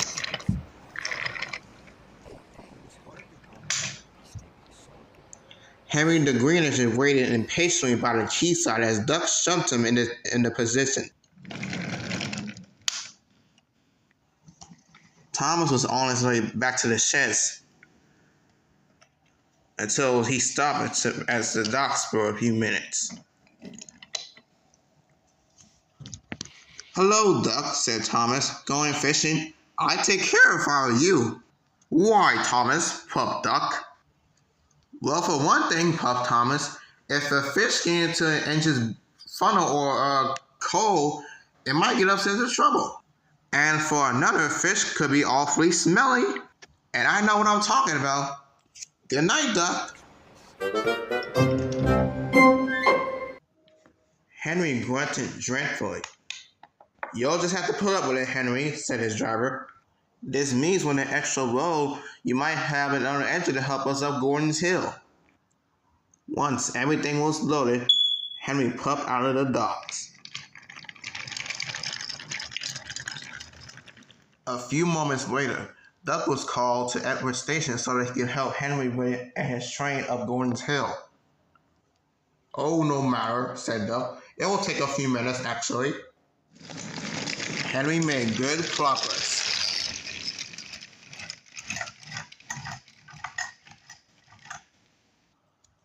When they reached Edward Station, his driver stopped the train beyond the platform.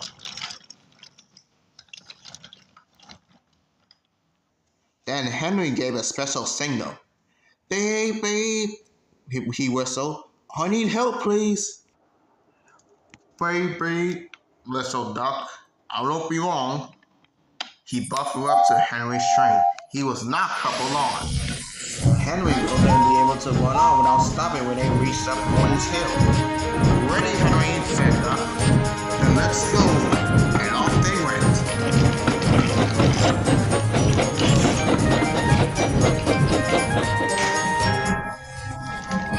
Soon they reached Gordon's Hill. Push hard, puffed Henry. We're doing it, said Duck. Suddenly, Henry started to think his train was getting heavier.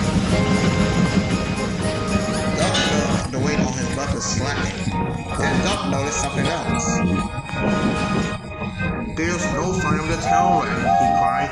He whistled, but there was no reply. Meanwhile, Henry noticed something too.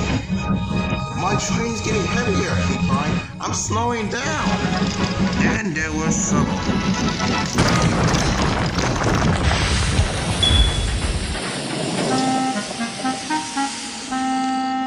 No one was hurt, but the strong smell of fish smelled everywhere. The next morning, workmen found a broken tail lamp at the bottom of the hill, and Edward helped to clear up the mess so that Henry can go on with his train. So Topham had spoke kindly to Duck. "The accident was your fault, Duck," he said. "We should have checked that this tail lamp was fixed on properly. We'll soon have you back in working order, Duck. But in the meantime, go to the washdown." "Thank you, sir," said Duck sadly. "Thomas told me to be careful with the fish. They got me in a right pickle, didn't they?"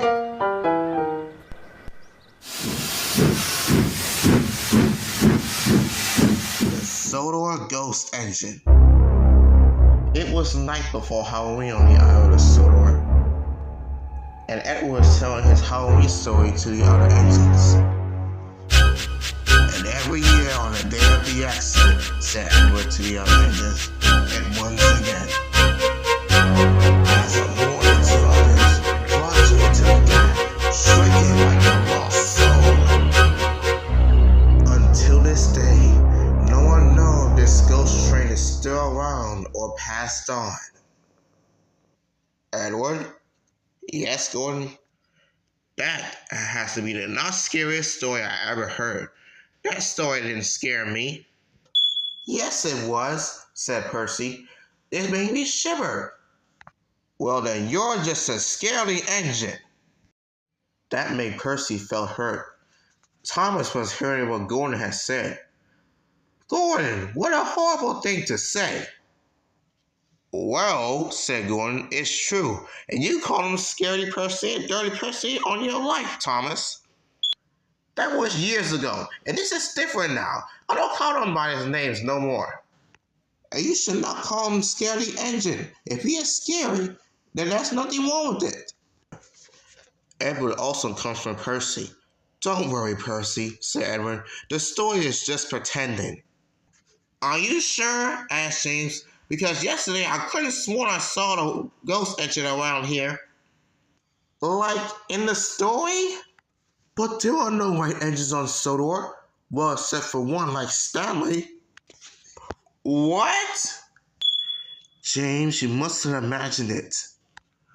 But Percy was still nervous. And so, he puffed away. So Tom had to have Percy to take the coal to the coaling plant because the weather was getting cold and it was night. Watch out, Percy, said Gordon, or the ghost might get you. Gordon, said Thomas crossly, what did I just say? What? I had to help a little friend out? Oh, I hope I don't see the ghost. Don't worry, Percy, said Thomas. Just deliver your coal and come straight right back to Timmy's sheds.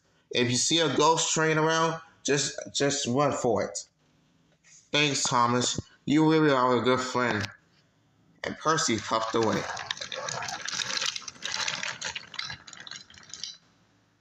Percy was making great time until he stopped at the signal.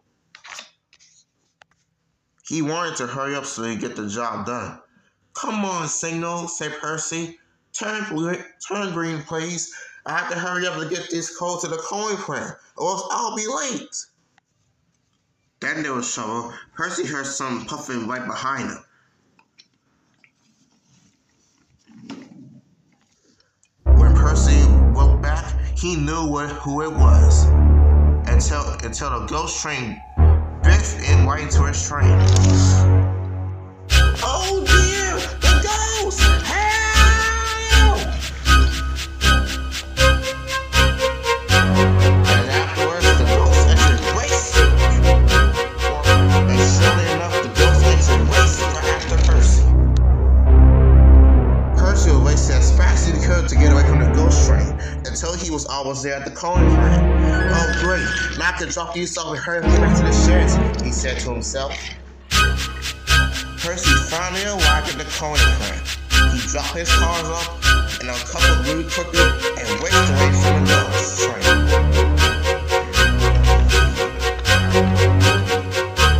Meanwhile, Gordon was off to send to find Percy so that he can take him back to the sheds. Until he saw Percy race by him. Help me! The ghost engine is after me! What the? Percy, slow down! Or you might cause an accident! I don't want to, Gordon. You might want to see for yourself. What are you talking? Suddenly, Gordon saw something. He saw a ghost engine pumping towards him. Ah! That's what you are talking about! Percy, wait for me! Together, Gordon and Percy raced away from the ghost and all the way back to the sheds. But there were some switches that was going to the diesel works and the other way to Timmy's sheds.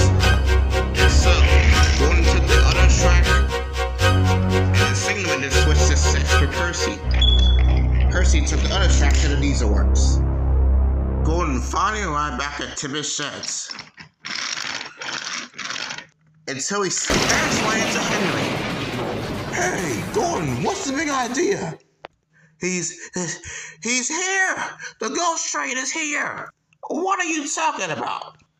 Me and Percy saw the ghost engine, and we raced away from it. Did you find Percy? Asked Thomas. Yes, but he took the other track to the diesel works. Oh dear, said Thomas. I hope she's okay. I must go find him. Thomas took the other track to the diesel works.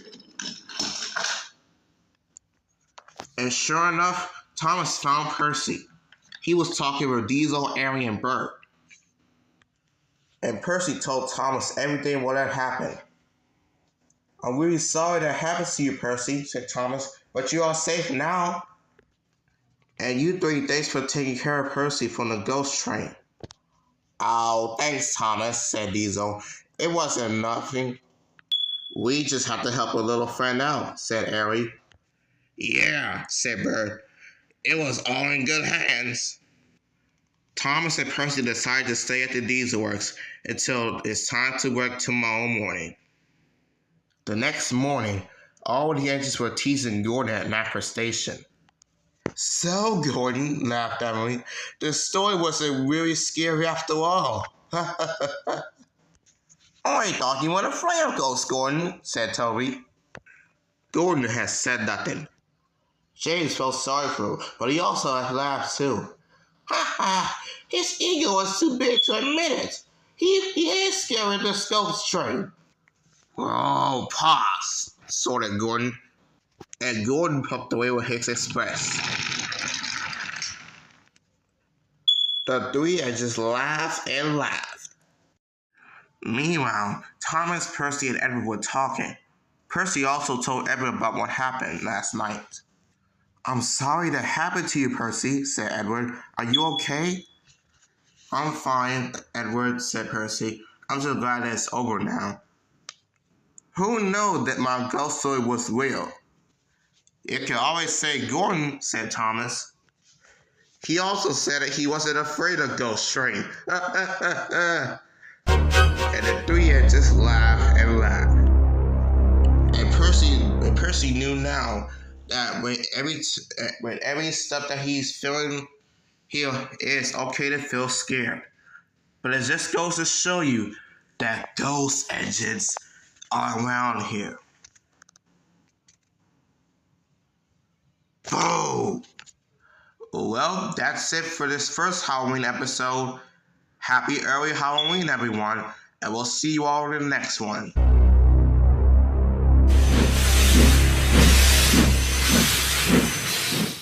Percy and his trouble with the trucks again. It was November on the island of Sodor. Percy had to pull a goods train. Henry also had to help Percy up Gordon's Hill. They passed through Edward Station because Gordon's Hill was right next to it.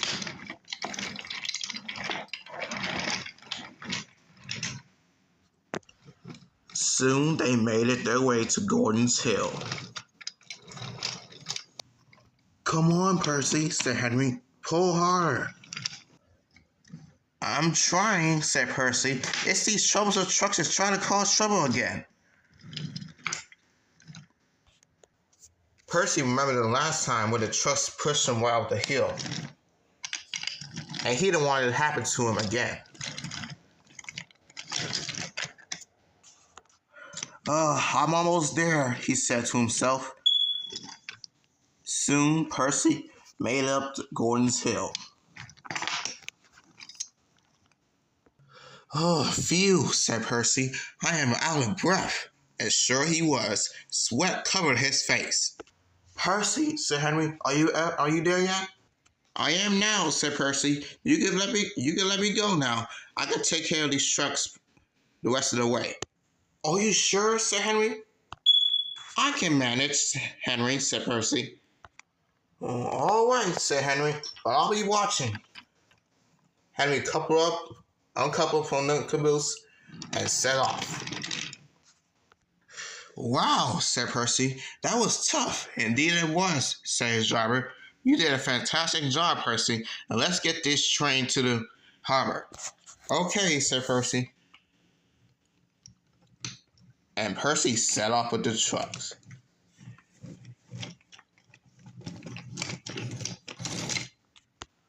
But he didn't know Henry was still right behind him.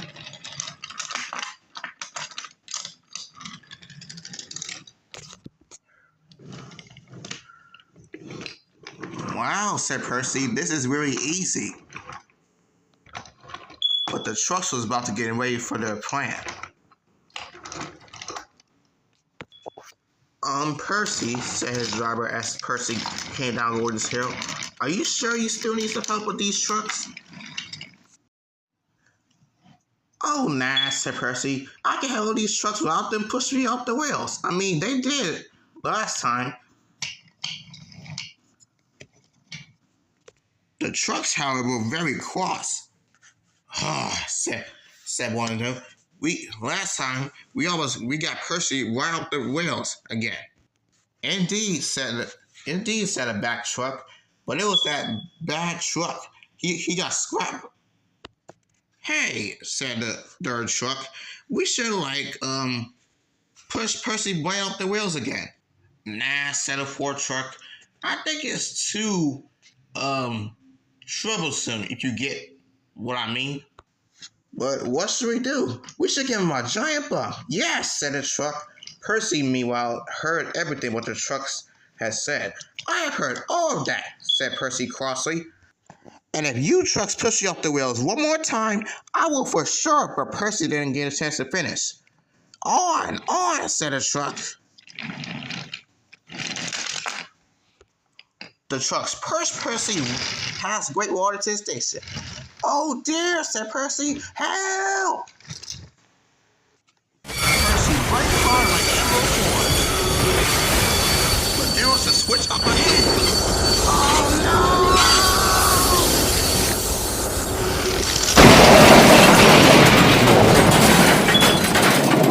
Luckily, no one was hurt.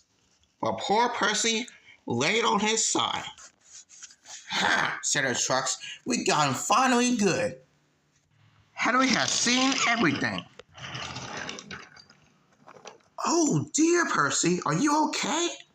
I'm okay, said Percy. It's these trucks' fault. I knew these trucks were gonna cause trouble again. And even so, they got the revenge on you because of the other truck that pushed you really hard. You're right about that. But anyways, I'm gonna go get help. And Henry puffed away. Why would you trucks do such a thing like that? We're only doing this to teach you a lesson. What lesson? I didn't even do nothing to you trucks. Oh, blah, blah, blah. And soon, Percy and the trucks began to argue. They argue until Henry bought the breakdown train. And Sir Topham Hatt. Silence! Now what happened here, Percy? It's these trucks' fault, sir. They were pushing me as soon as I got down Gordon's Hill. And when we came around the switch corner here, they pushed me right off the rails once again. Just like that truck that pushed me off the rails last time. Dear, oh dear, Percy. Looks like you have to go through the works. And as for you trucks, I am very ashamed of you. Pushing an engine off the wheels while they were making great time. You all should be ashamed of yourselves. Sorry, sir, said the trucks. Now until Henry gets you back onto the rails, you four, well, not actually four, you all gonna go back to the shuttle yards and think about how to be a responsible truck. The trucks didn't say a word after that, but then glared at Percy. All right, said Sir Topham Hatt. Henry, get these trucks back onto the rails and take Percy to the works. Yes, sir, said Henry. When Percy came back for the works, He thanked Henry.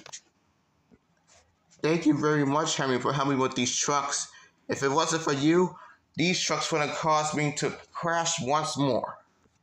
No worries, Percy, said Henry. That's what friends are for. They help each other. And after that, Percy and Henry began to chat until they once went to sleep.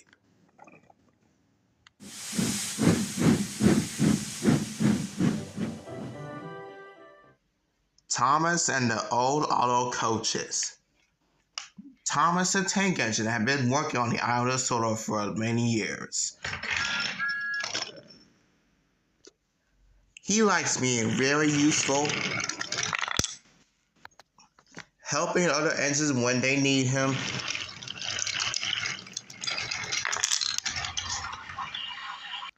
But the one thing Thomas' favorite job is his branch line. And he has his two faithful coaches, Annie and Clarabelle. Thomas liked his favorite coaches very much. They would often sing songs to each other and also tell jokes as they puffed along.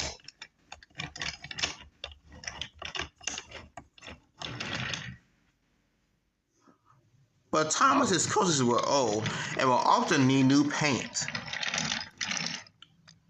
One morning, Thomas was stopped at the junction. He was talking with the top of hat when... Ow! Thomas was surprised. His crew and the top hat ran back to see what's going on. They looked inside Clarabelle and saw that the shelf to the luggage was broken, causing the luggage to fall down and hit the floor. My shelves, said Clarabelle. They all feel well old. Oh dear, that's very odd, says the top of the hat. Well, Thomas, I guess you gotta take Andy and Clarabelle to the workshop as soon as you're done with your run. Yes, sir, Thomas said. But he was worried about his two coaches. Once his run was finished, Edward arrived to take Annie and Clarabelle to the works. Hello, Thomas, said Edward. I heard about what happened, but I'm going to the works anyway for our maintenance check. Sir Topham had told me to take Annie and Clarabelle along with me, and he also told you that you gotta shunt trucks in the yard until he finds some coaches for you to take for your next run. Thomas looked back at Annie and Clarabelle. I'll miss you dearly, said Thomas. You don't know how long I'm going to miss you. Thomas uncoupled from Annie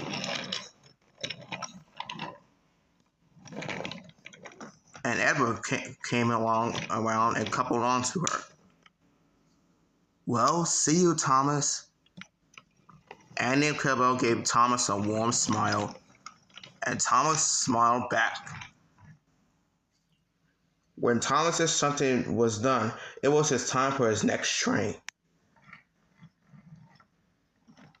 Thomas had to take the old coaches that Toby had been taking a long time ago. They were the same coaches that Toby had been taking them. Thomas remembered them, but he didn't want to say a word. Not like that, you silly engine, said the first coach. Thomas was puzzled. Edward is always coupled on to me softly. You're came and bumping into me. Well, I'll look ridiculous. But Thomas had no choice, and he had to go on with it anyway.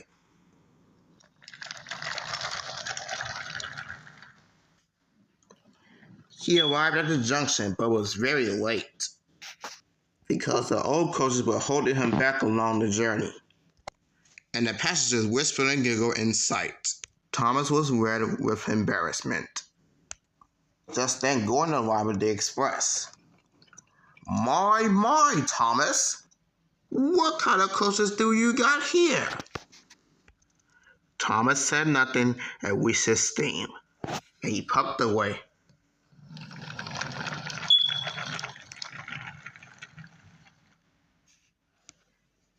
Soon, Thomas made his way through the countryside. He was going at his regular pace. But the old coaches didn't think so. Slow down, you hooligan. Remember, you got passengers on board. This isn't the main line, you know. Thomas was very cross. He thought that these very old coaches were very bossy indeed. And he soon talked about it to Toby, Percy, and Rosie later that night. Those rude coaches are the rudest coaches that I ever had to deal with, Thomas said crossly. I miss Annie and Crowbo. I'm sure you're not just used to how we do things here, Percy said. And it took me a while to understand for sure. Thomas just huffed. Don't worry about a thing, Thomas, said Rosie. I'm sure Annie and Crowbo will be back to work tomorrow. Thanks, Rosie. And I hope these old coaches won't call me lazy engine. You're right about there, Thomas, said Toby, because I call those coaches lazy coaches. Oh, wait. That was so funny. And anyways, let's all get some sleep. We got a really busy day tomorrow. Right you are, Thomas. And all the engines went to sleep. The next morning, Thomas brought the coaches to Rattler Station to collect his passengers, where he saw Emily collecting her train. Good morning, Thomas, said Emily. How about I race to Great Waterton Station? You're on, Emily, said Thomas. But before Thomas could say anything else, the old coaches interrupted. Oh, no you don't, said the first old coach. We don't go racing around on old branch lines like this. I agree, said the second coach. We prefer this joining the sea and the sun, not fast and recklessness. Thomas had had enough. Fine, he said crossly. You take control then. The two old coaches twittered happily. They were going to show Thomas how they do it. And instead of Thomas pulling them, Thomas had to be in the middle. Thomas just soaked in the middle. Now this, said the first coach. This is how you do it. The two coaches were too busy showing Thomas of how they run the branch line that they didn't even pay attention to the track. As they came to the first switch and the curve track, this is how you do it, said the two coaches. Pay attention, Thomas said. This is how you do it. This is how you run the lines, said the two coaches singing. Pay attention, Thomas said loudly.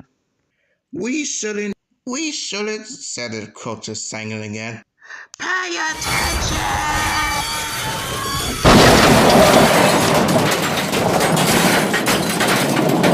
Thomas and the first coach felt a whole mighty joke. They had derailed on a switch. His crew came out to check the first coach. They checked and they have to see if the first coach had derailed. Oh, my wheels and buffers, said the first coach. Thomas just rolled his eyes and waited for help. And help soon arrived. The tow truck came and got the coach and Thomas back onto the track.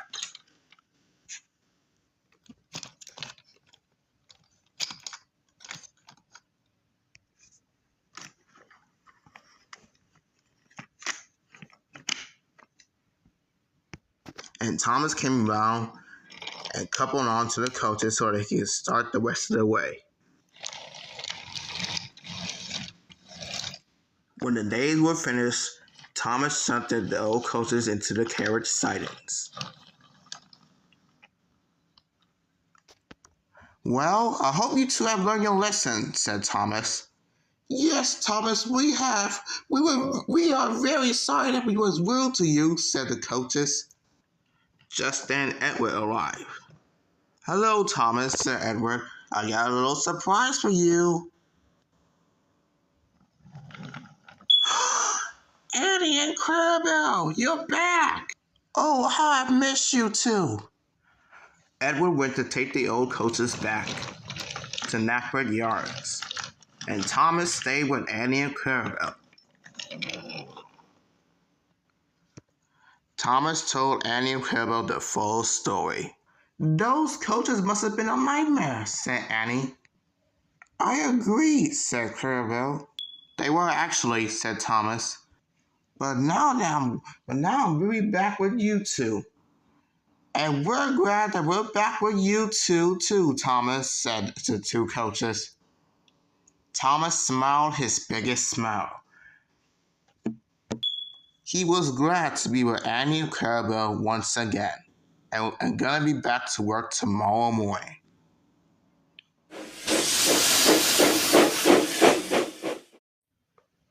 Thomas's Christmas Winter Show. It was almost Christmas on the island of Sodor, and all the engines were working really hard. All the snow was bright white, and all the engines had to clear all the snow right off the tracks. This made everyone feel really reliable.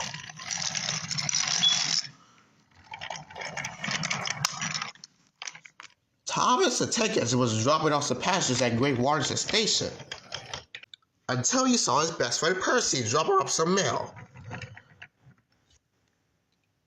"Hi, Percy," said Thomas. "Can you believe that tomorrow is Christmas?" "Oh, yes, Thomas," said Percy. "I gotta deliver all the mail so that everyone can have on Christmas Day. Are you ready for the Christmas Day that we're gonna have at Knapford Station?" "You bet I am, Percy." "All right, Percy, mail is all loaded up." "Oh, well, I best be going, Thomas. More mail means more on Christmas Day." "Bye, Percy." Well, I better get back to my work. I sure do love the snow. But the one thing I don't have is a snowplow, so I can clear all the snow. "Oh, Thomas, we already have a snowplow. All the engines got it so they can clear snow." "Yeah, I know, but I need a snowplow so that, for my own. The snowplow we got always breaking off couplings and stuff for some reason." "Oh well, hopefully I'll get a snowplow right around Christmas break or after." Later on, Edward was carrying some snow for Thomas so he could pump past.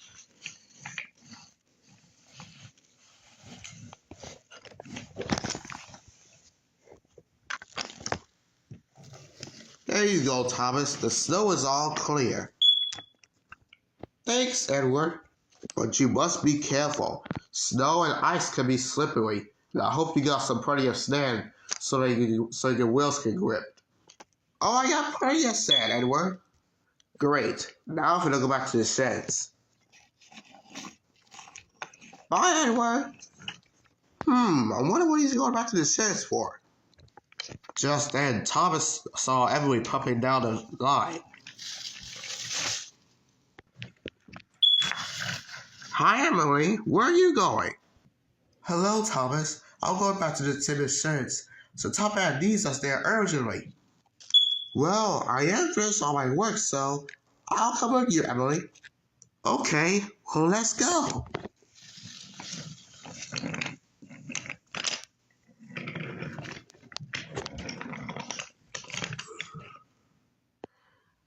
Thomas and Emily arrived back at Timmy's sheds.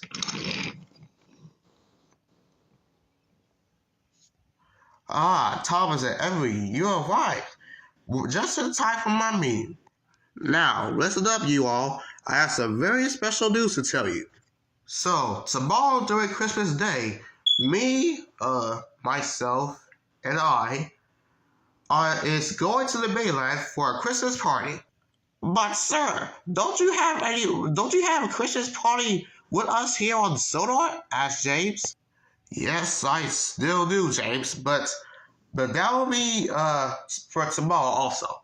So I'm gonna be going to the mainland for a Christmas party at the mainland, and then I'll come back and have a Christmas party with you all. But whichever engine gets the job done quickly will take me, myself, and I to the mainland tomorrow on Christmas break, or day, I should say. That is all. As the top hat drove away, the engines were very excited. They all wanted to be the first one to take the top hat to the mainland. Oh, this is so exciting, said Rosie. I hope I can get picked. Oh, please, Rosie, said James. He should pick the most shiniest red engine like me to have me to take the top hat to the mainland. Pa, he should pick the most important express engine like me also to have me take the top hat to the mainland also. Well, sucks for you two, said Thomas. He should probably pick me. After all, I am the main character. What about me, Thomas? I'm your best friend, and I should be the main character also. Oh, well, that is true, Percy. But you can always be the main character too. Now, we all must get back to work, so let's go. And Thomas and his friends went back to work. The next morning, Thomas was working really hard. He wants the top hat to pick him so that he can take him to the mainland for the Christmas party. After all of his work done, Thomas arrived back at Rattler Station. Ah, hello, Thomas. Nice to see you here. Hi, sir. I'm here to drop off some passengers. And 2 minutes early as well. I must say, Thomas, you must have been doing all your work all day. Well, that's me, sir. You always say I'm a really useful engine, so that means I'm working really hard. So, sir, since I completed all my jobs for today, I was wondering if I could,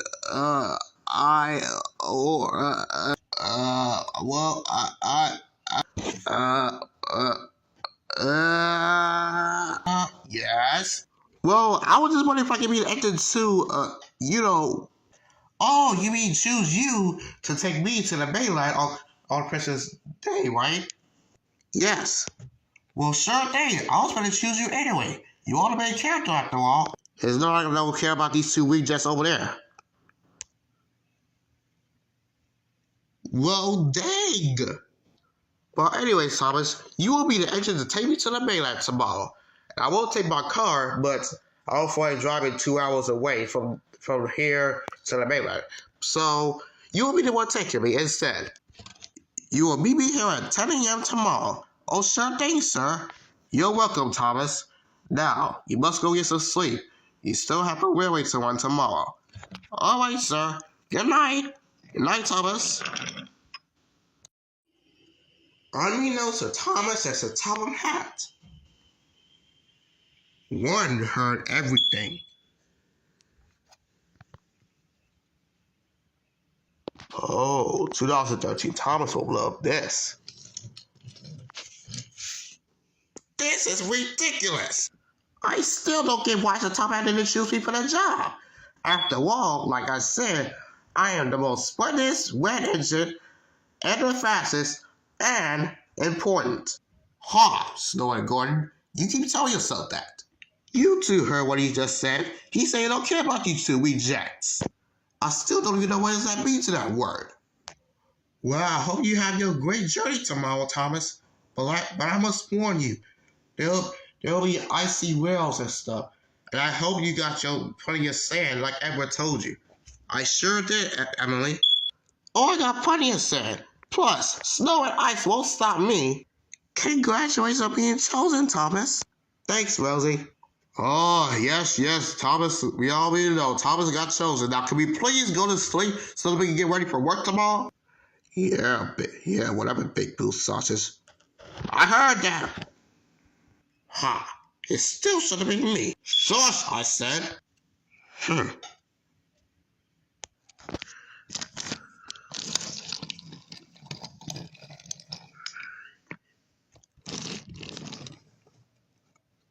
Hey, 2013 Thomas, I got some great news to tell you. But first of all, what happened to your paint? Oh, I got, well, I actually want to get back to my blue paint or something because my black paint is really not what I wanted no more. But anyways, what do you want, my favorite Army? Well, earlier I heard that Sodor was talking to Thomas, telling him that he can take him to the mainland tomorrow for the Christmas party because he's been really useful all day. How is that good news? Wait, you didn't let me finish. Oh, sorry. I know a shortcut to stop Thomas and his journey. And if we get there early before Thomas does tomorrow, we will put some cars here, causing Thomas to crash, and so Thomas had angry with him.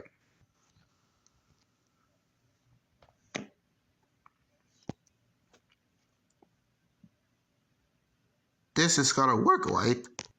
Yes.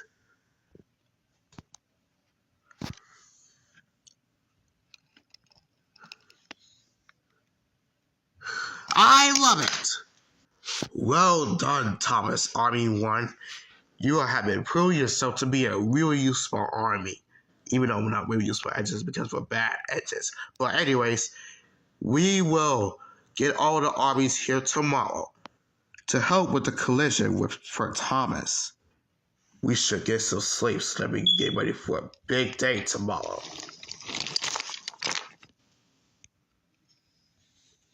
Unbeknownst to them, Arry and Bert was right there the whole time. Wow, they're really gonna do that to Thomas and the rest of the Steamies? I should say, that's a really bad thing for them to do, said Bert. I know, said Diesel. Thomas has been good to us and to his friends for many years now. And this is how they're gonna do him like that? Oh, not on my watch. We should go tell Thomas his friends about what 2013 Thomas and his armies, what they're gonna do. We should get some sleep also.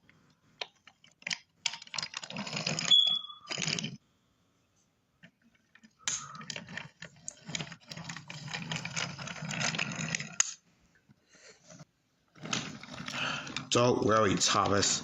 Me, Arry, and Bert are gonna see you on Christmas Day and the rest of your Steamies too. It was 10 a.m. in the morning, and Thomas has already got Eddie Crabell and waited for Sodor at Rattler Station. Good morning, Thomas. I just got a phone call from Sodor, and he said he'll be here shortly. Oh, okay. Thanks, Warman. You know, I don't understand, Thomas, said James. If you're taking Sodor to the mainland, then why does he have to bring his car over here to you? Wouldn't it be easier that he will drive to the mainland by his car, by himself?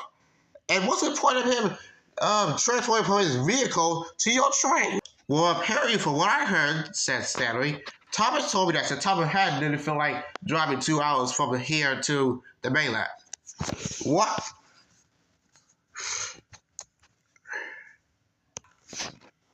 Why? Well, James, but before Stanley can say anything else, Sodor was already here. The roads was icy, and Sodor was working really hard to control his car. He's coming, and awfully fast, said Rosie. Rosie, you're right. Oh dear, everyone get back! Incoming! Sodor's car skidded and skated and crashed right into some snow. There's only fireboxes, cried Thomas. Sir Sodor, are you okay? You came in here faster as I thought, said Henry. Yes, I'm alright.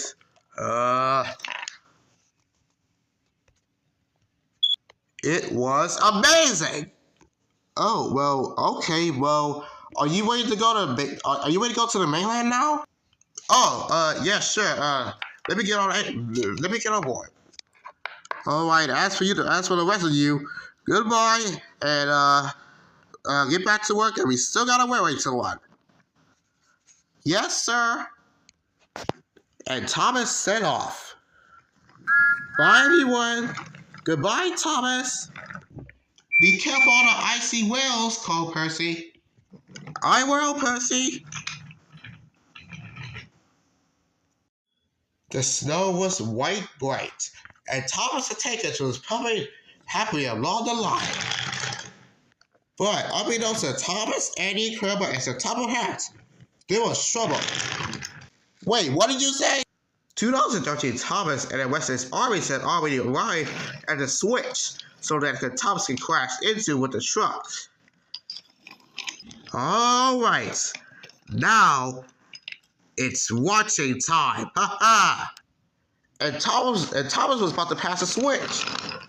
M-I-C-K-E-Y M-O-U. Wait, what? And with a hit and a bash,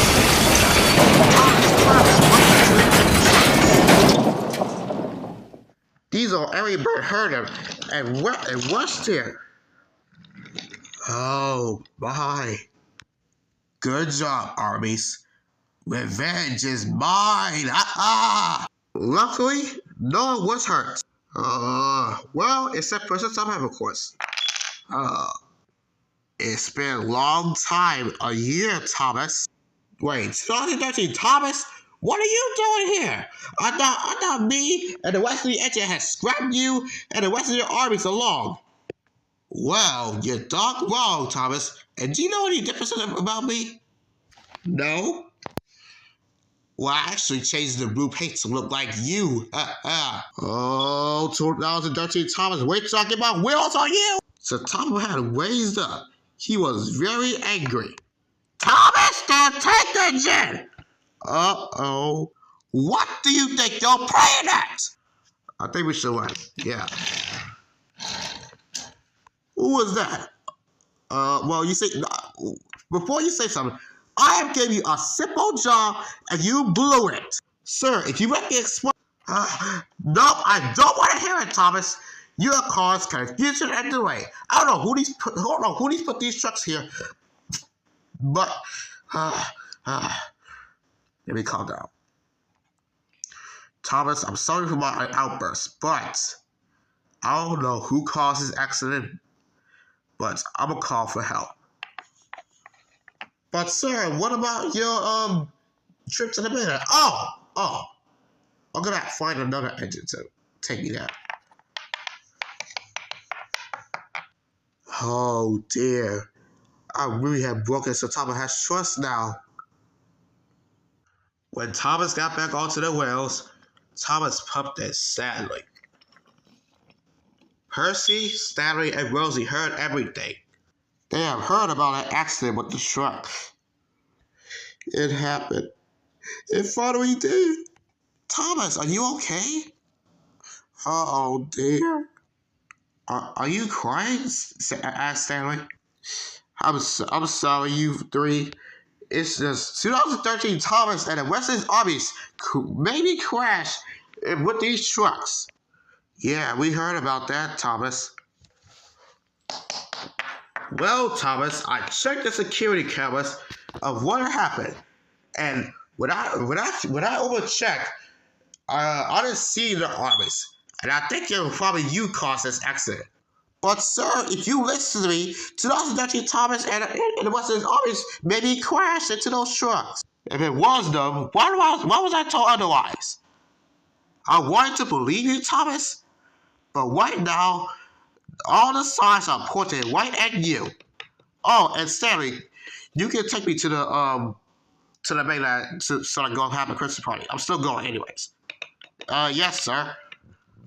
Wow, and so Thomas didn't really believe you? He sure did it, Percy.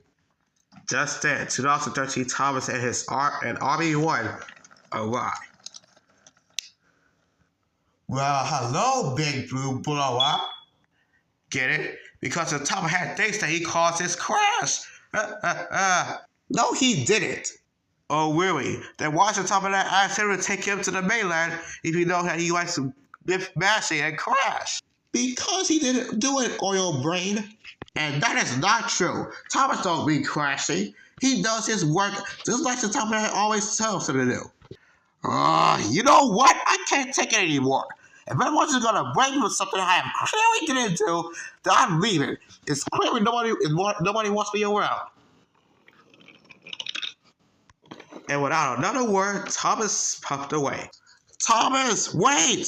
Not what you two did. You got him really angry. It's not my problem. The problem is that we got our Christmas ruined for you Stevies. You two best get out of here. We got work to do. Oh, all right, White Silver. If Thomas is leaving, then I'm coming with him. Thomas, wait for me! I am leaving. If nobody wants to leave me, then I don't gotta tell them.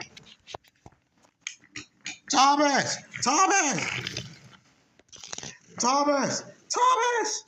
Oh, hi, Percy. Came to talk along with me? Oh, Thomas, I came here to tell you to come back. What? No way. Do you see how the armies treat me like that? Thomas, I know. No, you don't understand, Percy. Why do 2013 Thomas and the Western armies keep coming back? Like, I don't understand. They cause way too much confusion and delay on Sodor. Thomas, I know you're upset, but that doesn't mean that you have to leave like that. Actually, Thomas, it was really angry with me for nothing. Like, what I do to him? He just don't want me to be around here on Sodor no more. That's what I'm really thinking of. Oh, Thomas, that's not true at all. So, Thomas, I really want you to stay on Sodor because you are a really useful engine. You think so? Yep, and you could have done it without the #1 engine on Sodor if you leave. Oh, well, thanks, Percy. That makes me feel much better. You're welcome, Thomas. Now let's get back to it. But as Thomas and Percy pumped back, the gusts of wind pushed them very forward. Oh my, said Percy. The wind is pushing us forward. And it's not letting us go back to Sodor. Well, I guess we got to go on a, well, I wouldn't say big world, big depression, but yeah, I guess since it won't let us go back to Sodor, we should take a trip. Like where? Oh, you'll see. I really need to see the world anyways.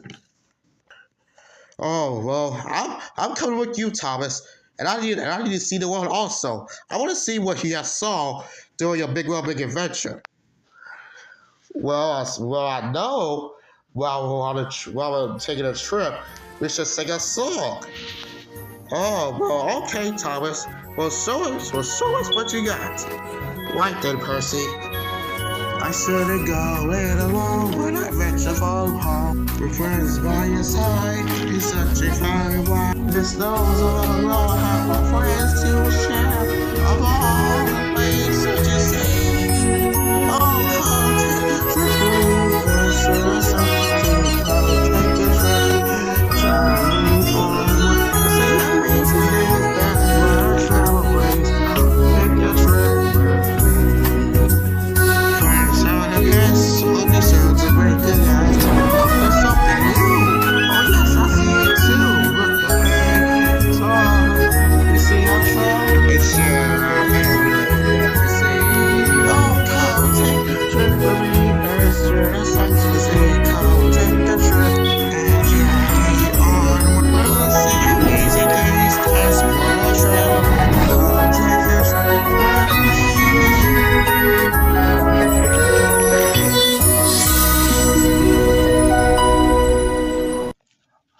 Well, that was fun, Thomas. Yes, sure it was, Percy. Thanks for singing with me. You're welcome, Thomas. Huh? Help!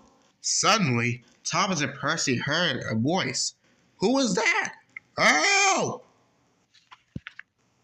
Thomas and Percy hurried up to see what was going on, until they saw Mr. Elf! Thomas and Percy have never seen the elf before. Oh, hello there, two little engines. You must be Thomas and Percy, I'm guessing, right? Yes, that's us. Oh, yeah, I know you. I used to watch your show when I was a little boy. Oh, well, that's great. Well, it's nice to meet you too, Mr. Elf. But what are you doing out in this cold? Well, I'm supposed to be going with Santa Claus and the rest of the elves to the North Pole, but I accidentally left. They accidentally left me here. For what? Asked Percy. Well, we was delivering a present to everyone's houses, and after that, they kind of left me here. And today is Christmas, and we're supposed to be having our Christmas party at the North Pole. Me and Percy are gonna have our Christmas party too, so, I guess you are invited to come if you want. That will be great. But first, can you help me and Thomas back to the island of Sodor? I could, but I don't really feel like it. But Mr. Elf, aren't you supposed to be nice? Like Santa Claus? Oh, no. Well, could you at least help us, please? No. Why? Because I got no milk and cookies, and like I said, Santa Claus and the rest of the elves left me here. Is that your stupid excuse for not helping us? Well, you... all right, fine, I'll help. But at least you have me invite to your Christmas party on Sodor. Oh, thank you, Mr. Elf. You can come board on cabs if you can. All right, I will. But I can use my magic so I can send you two back to the island of Sodor. How you gonna do?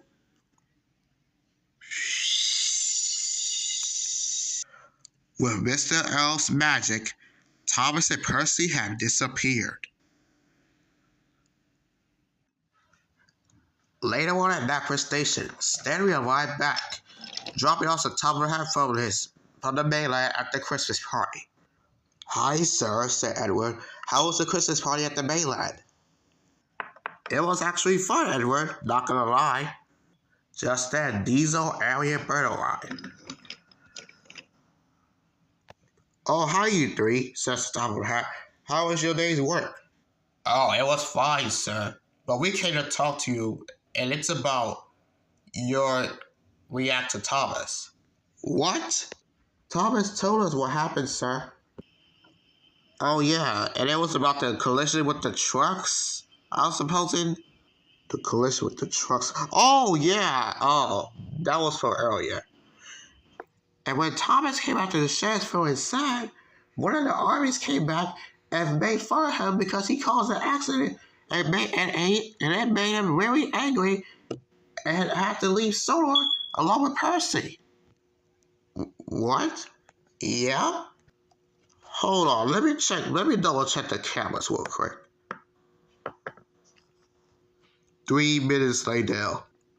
Alright, I checked the security cameras and Thomas was right all along. If I haven't listened to him, then he'll probably tell me what happened. You sure did, said a voice.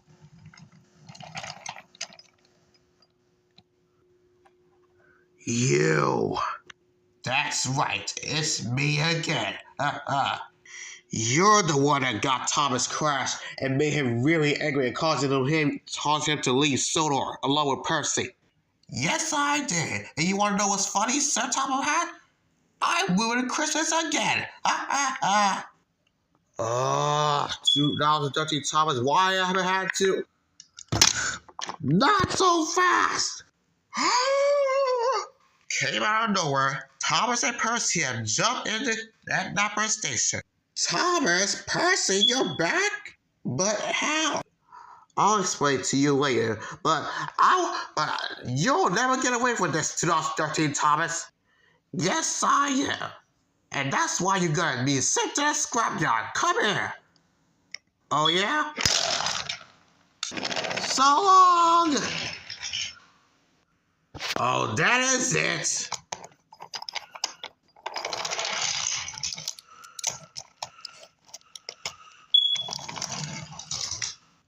Oh no, the chase is on. That means when they get to the bridge gonna collapse.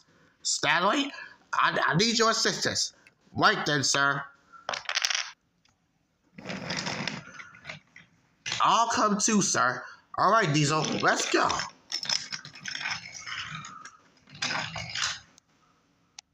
And so the chase was on. Thomas and Percy had to chase up their lives. They raced through stations, raced through tunnels,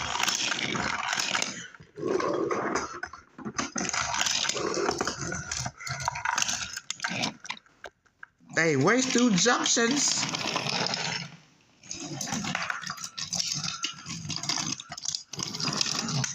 and raced around bends. 2013 Thomas and Army wanted thunder and roared. But Thomas and Percy was going as fast as they could. We gotta hurry, Thomas. Those armies are chasing us. Oh, now the bridge will stop us. And Thomas was right.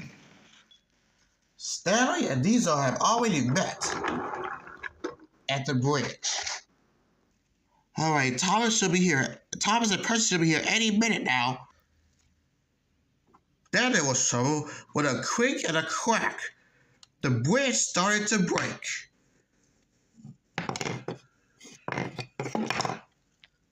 Oh no, this is not gonna be good. And Thomas and Percy was about to cross it. Oh, Thomas, there's a bridge, and the bridge is broken. Don't worry, Percy. I know the old ways that I was doing in Big World Big Adventures. And what is that? You'll see. Hey, Stanley, Thomas coming. All right. Thomas, you can do it. Come on. All right, I've done it once in Great Waste and Big World Big Adventures, and I'll do it again. Ah!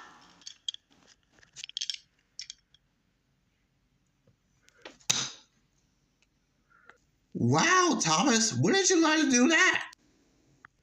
Oh, my old ways in Big World Big Adventures and the Great Waste. But there's no time for that. Percy need to come here and fast. Come on, Percy, it's fine. All right.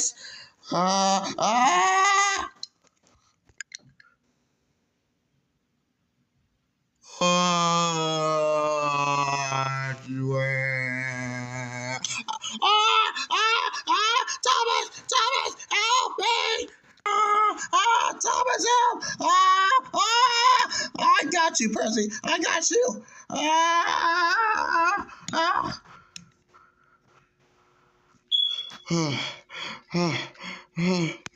Thomas, you saved my life. I couldn't do it without a friend. But 2013 Thomas and his army is coming. Pull us to safety now. All right. Time to kill. Time to kill. Wait, what? The bridge is broken.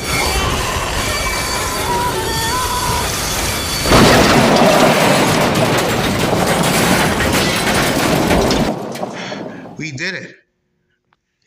Yeah, you sure did, Thomas. Are you okay? Yeah, I'm fine. What about you, Percy? Are you okay? Yeah, I'm okay. But if I would almost fall, you would have helped me, Thomas. Like I said, Percy, I couldn't do it without a friend.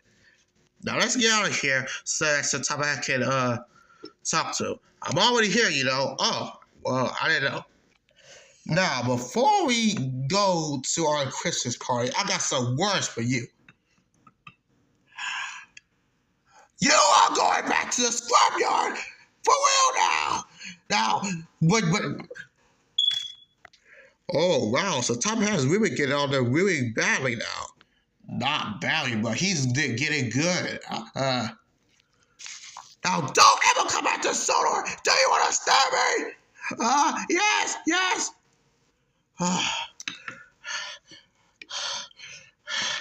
All right, let's go.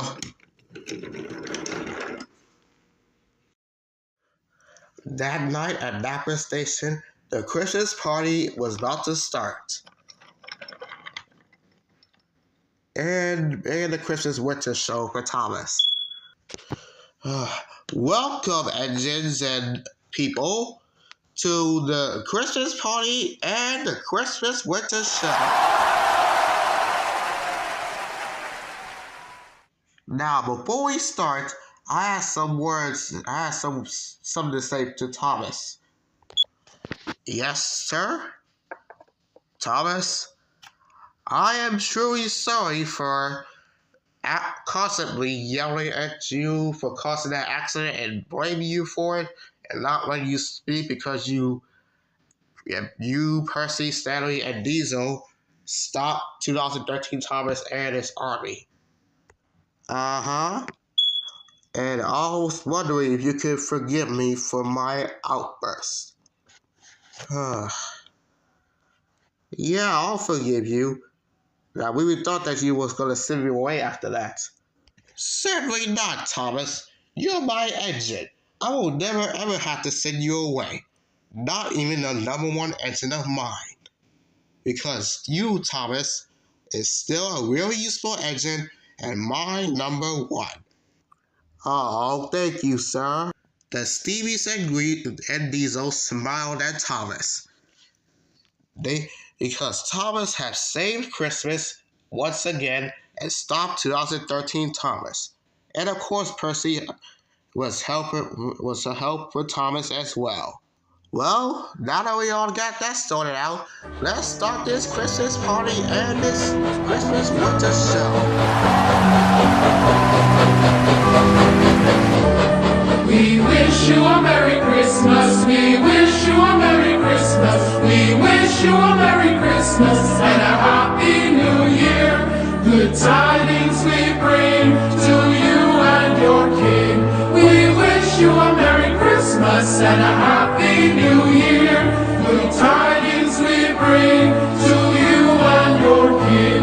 We wish you a Merry Christmas and a Happy New Year. Now bring us a figgy pudding. Now bring us a figgy pudding. Now bring us a figgy pudding and a cup of good cheer. We wish you a Merry Christmas. We wish you a Merry Christmas. We wish you a Merry Christmas and a Happy New Year. And a Happy New Year. Merry Christmas to you all viewers and to all a good night. Happy holidays!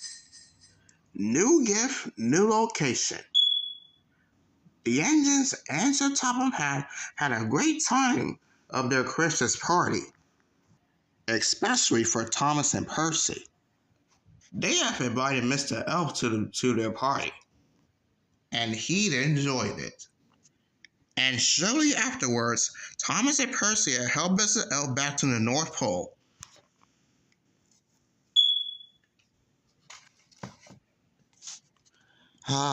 It was just nice of having Mr. Elf to our party. It sure was. Now let's go back to Napper to have some more party. Right behind you, Thomas. Right after the party, Sir Topham was giving an announcement to the engines. For starters, we would like to thank Thomas and Percy for stopping 2013 Thomas and his armies from chasing them and ruining this Christmas. And even inviting Mr. Elf to this party. And I will have to say to Thomas and Percy that those two are really useful engines. Oh, thank you, sir. Oh, and Thomas, I got a special Christmas gift for you. Oh, what is it, sir? Close your eyes and you'll see. And Thomas did. The workman came by to put something on Thomas's buffer beam. The engines also watched. And after that, they was finished. All right, Thomas, you can open your eyes now. My old snowplow. The engines gasped. Thank you so much, sir. When would you think that I ever want a snowplow? Well, when we came back to Napa Station, well, not we. I mean, when you came back to Napa Station, Annie and Incredible had came to talk to me about your snowplow and everything, and I thought it'd be a great show for me to buy you one. Thank you, sir. I needed a snowplow after all. I haven't worn a snowplow during our TV show, which is mine. You're welcome, Thomas. And I also got another present for you all as well. But you'll have to meet me there. Where, sir? Asked Rosie. Is at Timothy's Sheds. Somewhere at Timothy's Sheds. All right. Let's go, my friends. And the engines puffed away to see what the top hat I got for them.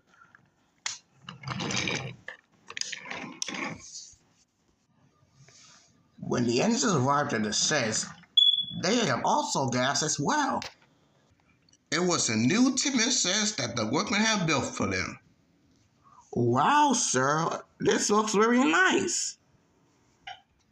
And clean too. Now we won't have to sleep in the pretend timber sheds that the creator has done. Yep, it was a lot of work for him. And for you all have been very useful engines for the past years, I've decided to have the workmen build the new sheds for you all. And they also have built sidings because they had to buy new tracks. Oh, well, thank you so much, sir. You're welcome. Now, you all feel free to puff into the sheds and see what it's like in there.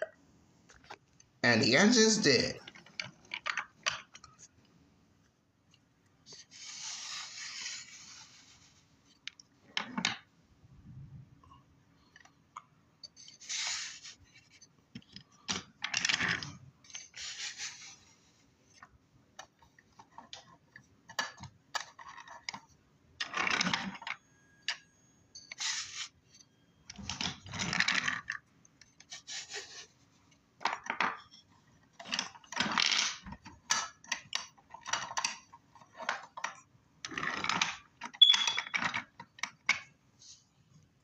The engines all liked the big gift that's the top of hat I gave them.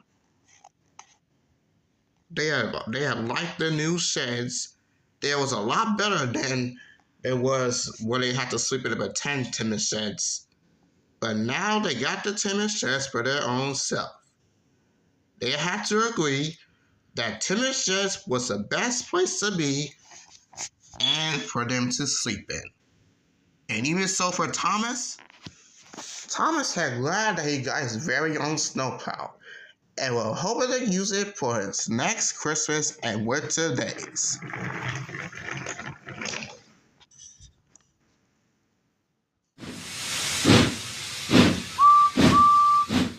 The Scottish Twins and the Missing Coach.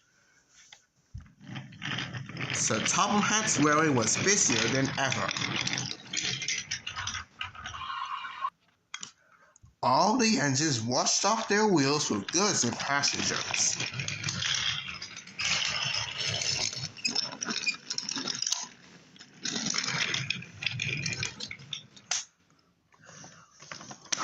"30 trucks and 30 sidings," groaned James, shouting the trucks.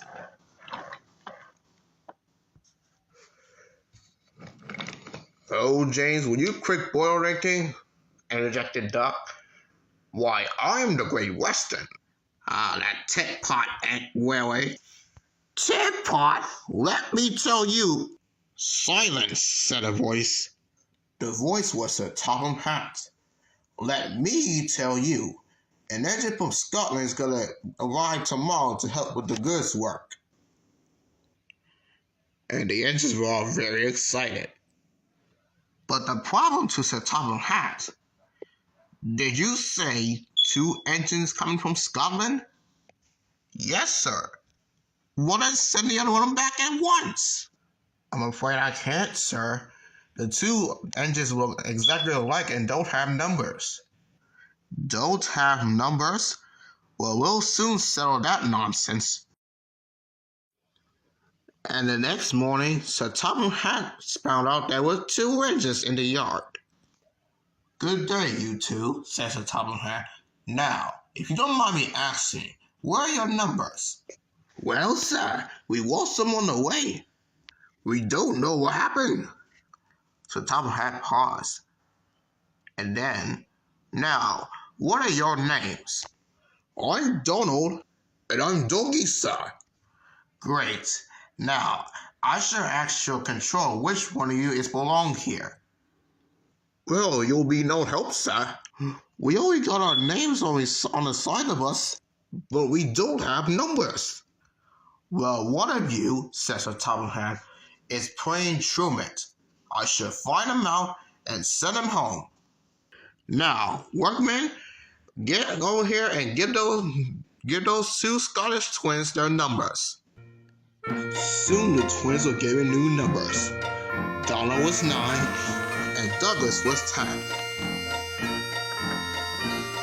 And they went to work with Duck in the yard. And they handled coasters and trucks with ease. Duck was very impressed.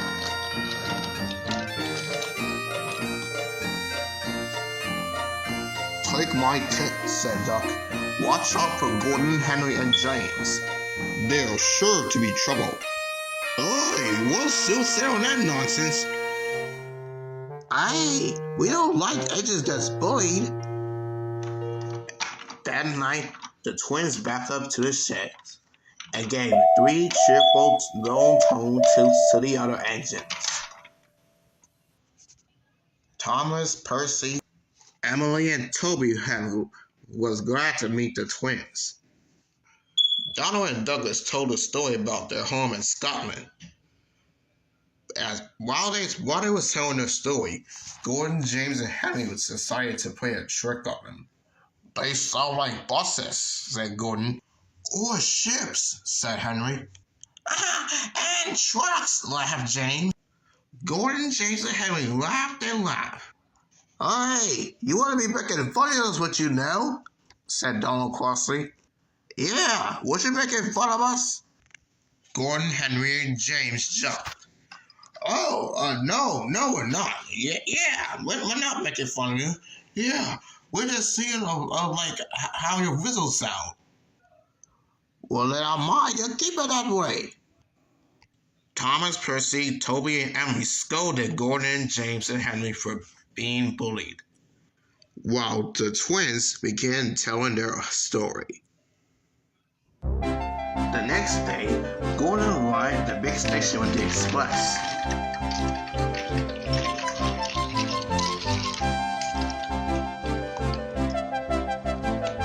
Duck was arranging Donald's train, while Douglas had to shun the coaches away from the big engines. As he did so, he began to worry. I hope Sir Topham Hatt doesn't find out that I'm not gonna be here, he said sadly. I wouldn't mind going back. I guess off to work then.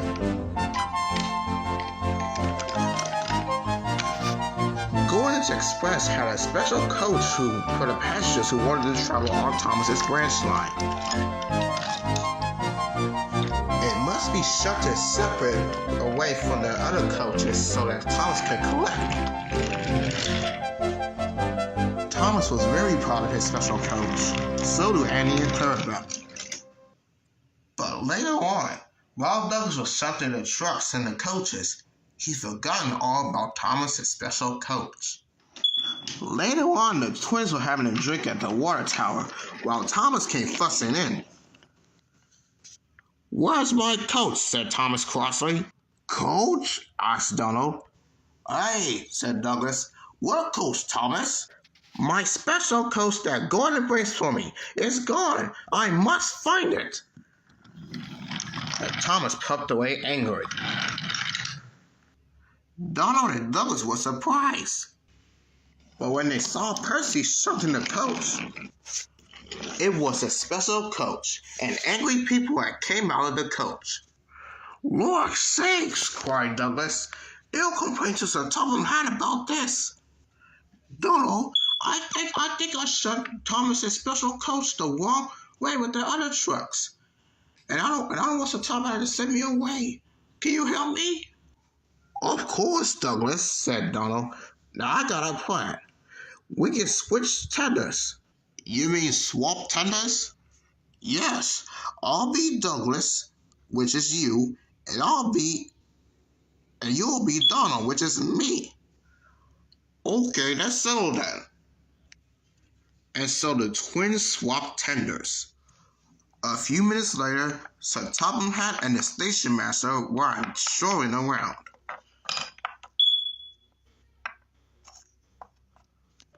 They were most surprised at what they had found.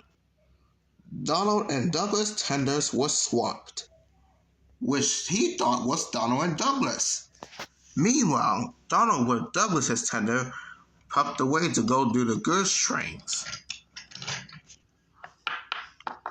Ah, said Sir Topham Hatt, number 9, and why have you taken the goods? Well, there's a faulty of my tender, sir, said Douglas. So I have Dougie took it. I see. And why did number 10 leave so suddenly? He's seen you, sir, and he don't want to be late, so he rushed away to do his work. And at that moment, Percy arrived with the coal trucks. Hey, Douglas, Percy asked, where would you like to put my coal trucks at? Percy thought the best he meant to say was Donald, but he forgotten the number belonged to which twin. Oh, Percy, just leave it there. I will. Douglas, said Sir Topham Hatt. Both engines were surprised. Why are you macerated with Donald's tender? Well, sir, I see what's happened here. And he turned to the station master. Please turn to the passengers. I will handle this. Douglas, when did you become number 9? Oh, Percy, I forgot you here. That will be all for you. You can go back to doing your mail run. Yes, sir. And Percy scampered away. Douglas had left with no doubt of what he had did to the special coach. And now he's worried that Sir Topham Hatt might send him away back to Scotland.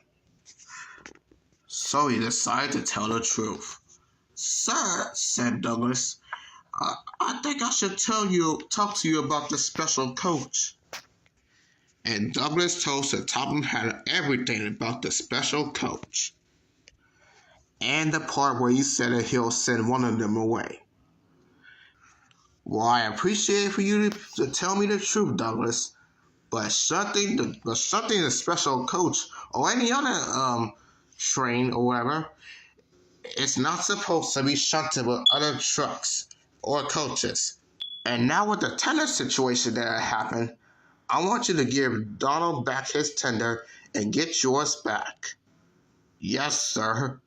And I will never ever send one of my engines away, with especially new engines, because you and Douglas, well, Donald, I might say, are new to the railway. But you're on trial still. So, if you and your brother do good on my railway, then I will precisely have you two to work on my railway. Yes, sir, said Douglas. Now go find your brother and give him back his tender. Yes, sir, said Douglas, and he puffed away. Now the next day, Thomas got his special coach back, as all thanks to Douglas. Thomas thanks Douglas for the special coach back.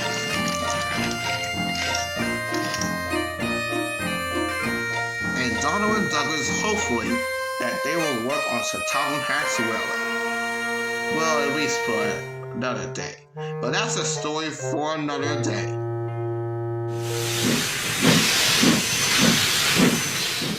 The trouble for the Scottish twins.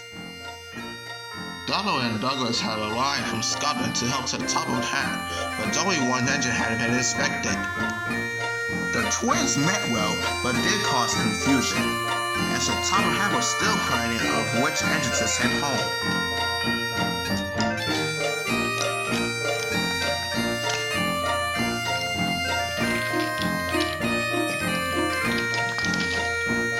There was a caboose in the yard that had taken a dislike to Douglas. Things always went wrong when he had to take it out. His trains were late and he was blamed. Douglas began to worry. Donald, on the other hand, his brother, was angry. "You're not no nuisance," said Donald. "It seems to leave you behind I'd be wanting." "You can't," said a spiteful caboose. "I'm essential." "Okay," Donald burst out. "You're nothing but a screeching and a noise when all said and done. And to spite Doggy, would you? Take that!" Oh, cried the van. "And there's more coming should you misbehave." And so, the caboose behaved after that. Until one day, Donald had an accident. Donald was backing up to his train to take to Vicarstown, but the wheels were slippery while he was backing up, and he couldn't stop in time. His tenor began to derail and crashed into the Donald wasn't hurt, but his tenor was derailed. But Sir Topham Hatt had seen everything. "I know these wheels is slippery, Donald, but I am disappointed. I didn't expect such clumsiness from you.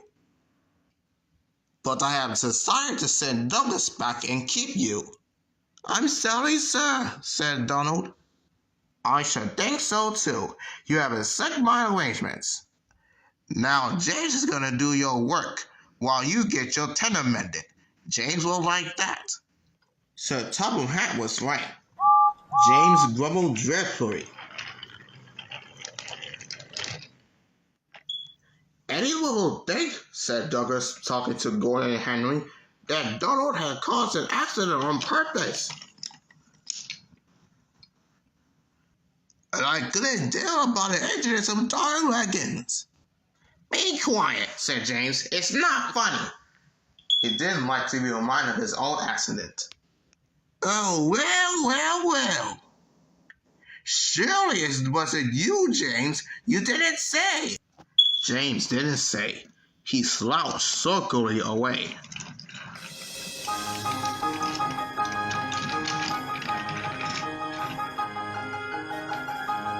"James is cross," said a spiteful caboose, "but we'll try to make him crosser still." Hold back, said the freight cars. James was exhausted. He was exhausted when he had reached the station near Gordon's Hill. He tried his best, but it was no good. Luckily, Douglas was there. "Oh, Douglas, help me up the hill, please." "Those freight cars are playing tricks." "We'll show them," said Douglas.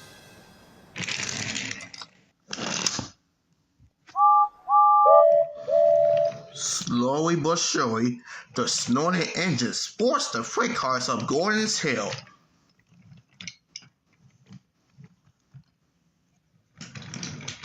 But James was losing steam. I can't do it, he said. "Leave it to me," yelled Douglas at the back. The conductor was anxious. "Go steady. The van's breaking."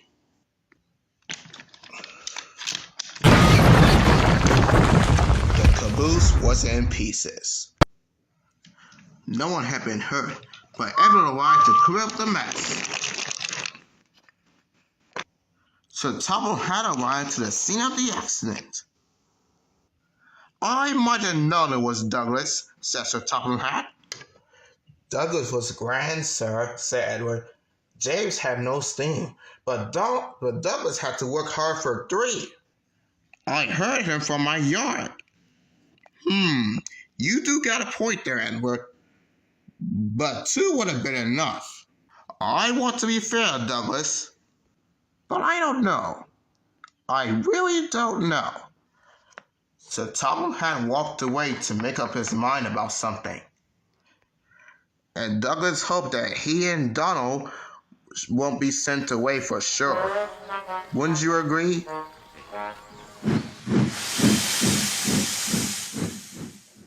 The Twins Deputation. One morning in the sheds, all the engines were talking. Donald and Douglas were telling them about what Sir Topham had going to do to them. "He'll set us away for sure," said Donald. "Aye," said Douglas. We were working so hard." "It's a shame," said Percy. "I'm really sorry for you two," said Emily. "You two are great friends after all." "Yeah," said Gordon, "but it's a full of nonsense about a broken signal box." "And that spiteful caboose, too," said James. "Good wins. That's what I say." "But like Emily said Thomas, you two did a great job of helping us." "But it's not fair you two have to leave to go back to Scotland." So the engines all agreed that something must be done, but none knew what. At a switch, Thomas and Percy found Edward. They wanted to talk to him about what happened. "What you two need," said Edward, "is a deputation." He explained to Thomas and Percy about what that was. And right after Edward talked about it, Thomas and Percy rushed back to the sheds.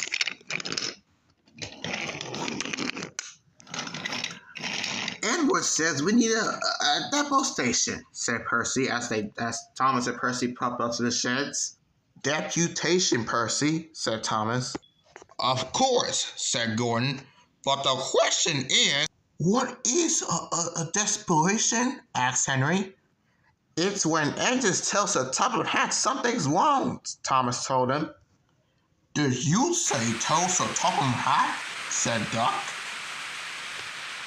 And there was a long silence.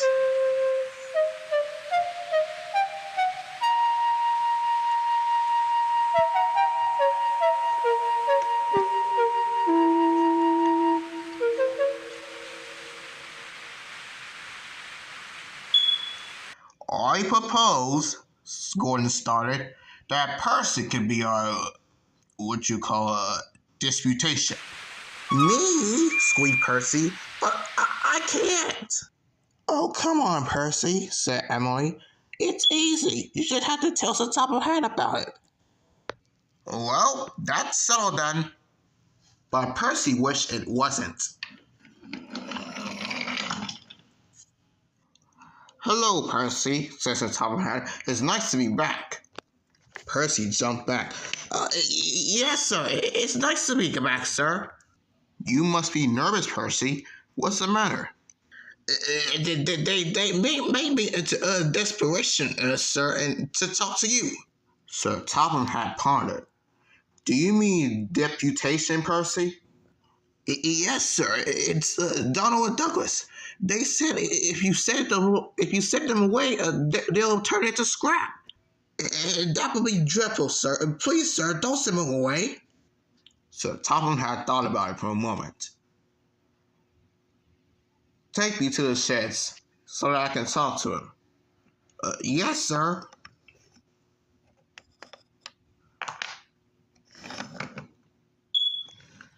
At the sheds, Sir Topham Hatt talked to the engines.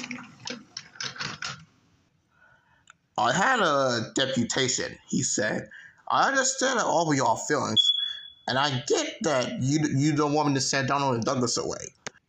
He paused for a moment, and then, "Donald and Douglas, I heard that y'all two work was great, so you two should have a new coat of paint." The twins were surprised. "Oh, thank you, sir."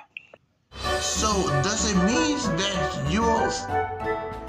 It means that I shall have you two on my railway and to be really useful engines." And so with that, all the engines cheered. They were glad that they were going to have the Scottish Twins engines to work on the island of Sodor.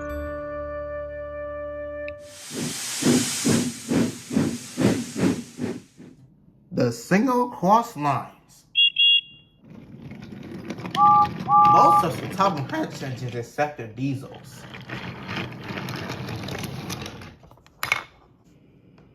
This was when Diesel, Arry, and Bert came to Sodor a year ago, and the steam engines liked them. But one engine doesn't. And this was right before he started being nice to him. And that's James. James had never liked him. So he decided to talk to Henry and Duck about it one morning. "They're all white," said Henry. "They're just mixed up engines like you and me." "Mixed up engines, you mean," grunted James. "With windows at each end, how can they know they're coming or going?" "Toby has 2 cabs," remarked Duck, "and he gets on all right." "Toby's just a little tram engine," puffed James. "If an important engine like me didn't know which way to turn or go, then what will it really come to?" And that night, all the engines agreed that James was becoming too puffed up in his smoke box. "He's just making out his royalty," grumbled Henry. "It's disgusting." "I knew an engine called King James," remarked Duck, "in the old days of Paddington." "King James the First he was, but he didn't swank about like that." "Ugh, don't be telling James that, Duck," remarked Donald. "Aye," said Douglas. "It's an even mystery he'll be making our lives." "Exactly," agreed Henry. "But who's gonna train his wheels for him?" The engines tried everything, but nothing didn't work. James grew so conceited that all the engines laughed like he was away. And even the coaches twittered anxiously to one another. One day, James came into the shed, fuming with rage. "Shunting," he scolded. "Where are Donald and Douglas? They should be here with jobs like that." But the twins went to help Edward on his branch line, so James had to do the work himself. James's train had long trucks called rail wagons. These had bogie wheels at each end, with a low section between them. They used to carry cars, tractors, and many other machinery. The shunting should have been easy, but James was cross and bumped the trucks really hard. "Oh, oh, oh," they cried. James had 2 more trucks to fetch before his train was ready. But because of the mist that's been going on, the signalmen sometimes found it hard to see what was going on. But James's driver told him that James would whistle when they had collect all the trucks to be ready. They were almost finished, so James can shut his 2 trucks onto the other line. When suddenly he heard a sharp of the whistle. "Beep, beep," said the engine as the engine passed by. The signalman heard it too, but he thought it was James saying that he was ready. So he went back to the signal box. He pulled the lever so that James could go onto the other line. But James wasn't ready. The points changed when one of the trucks was halfway over. One bogie went onto another line, and one bogie went the other. When James realized it, he went off. "Stop! Stop!" But there was no use as the other bogie hit the signalman and toppled down, missing James. "Well, that's torn it," said his driver. "So Topper had broke like that." And he didn't. "Well," says the Topper hat, "that truck needs to be repaired, and the signal needs to be fixed." James knew that the accident wasn't his fault. It was that broken bogie to the truck at the end. But he was quiet at the shed that night, and the engines were relieved. I suppose it must be difficult to know which way to go when you have 2 cabs, said one of them. But to go 2 ways at once when you only have one cab. And that is really something. James didn't say nothing. He pretended that he hadn't heard.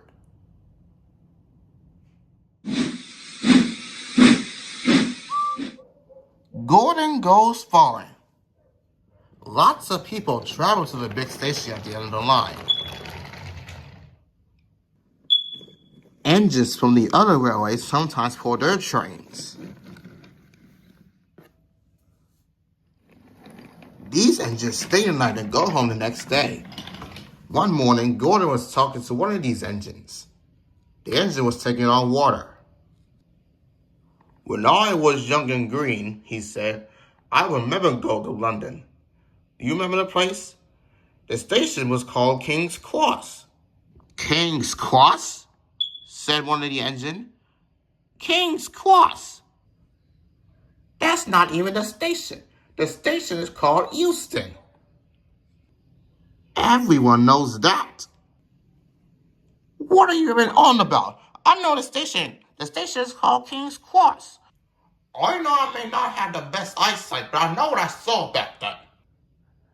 And what is Euston anyway? Euston is London, said the engine. Didn't you hear me? My eyes was never deceived, and there's no way I could have read the station sign wrong. Well, maybe your eyes is deceiving you. The watch is way at the station. You maybe should go check yourself. Okay, listen here, Big Blue Sausage. I was there 5 hours ago. You should check the station yourself. You said you could have stopped to rest. And I will go to London and see for myself. What is going on here? Said Duck as he puffed up. Well, Duck, I was telling this engine about the London station called King's Cross. And he said it was Euston. Oh, please, Gordon, said Duck. London's not Houston, and it's not even King's Cross. It's Paddington. I should know, and I work there. No, it's King's Cross. Euston. Paddington. King's Cross. Paddington. Euston. And the 3 engines started arguing all day, all night, until next morning, when the engine decided they would go back home. Stupid things, said Gordon. I have no patience. Stupid yourself, said Duck. London's Paddington. Do you hear? I'll stop arguing, said James Cullen. You're making me tired and the rest of us tired. You both agree that you have something anyway. And what's that, James? That London is not Euston. Now be quiet, the rest of us are tired.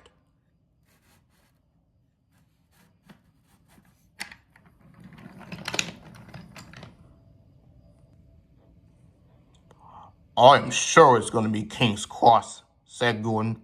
And I'm going to go and find out. London may be on the big station at the end of the line. Gordon had to stop at a station to drop off his passengers so that they can transfer to another train and let the other engine take it over.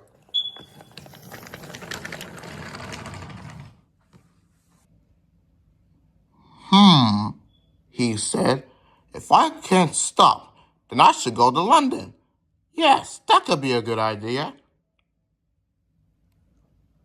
One day, Gordon tried to ran through a station, but it didn't work.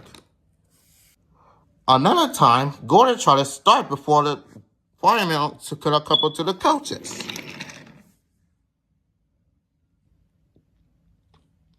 He tried every sorts of things, but it was no use. Oh, the indignity. I'll never get there. One day, Gordon pulled up to the station as usual. He was uncoupled from the coaches and was placed onto a sergeant until it was time to go home.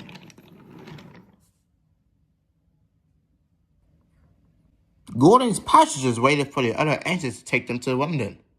They waited and waited, but the engine didn't do alive. "That's strange," said Gordon. "It's nearly time for my passengers to leave to go to London." Just then, a porterman arrived to talk to Gordon's driver. "The inspector is on the platform at London," he said.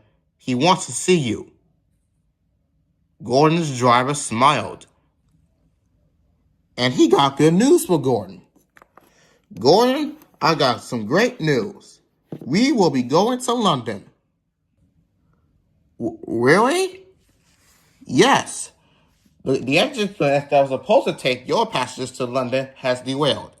So the portman wants you to take your passengers to the next station at the end of the line." Gordon was delighted. "Ah, yes. Now I can go to London and prove to Duck that's his King's Cross." Gordon was coupled back to his coaches and was set off to London. "We're going to town. We're going to town," said Gordon's coaches. "Ah, a good one for me to stretch my wheels."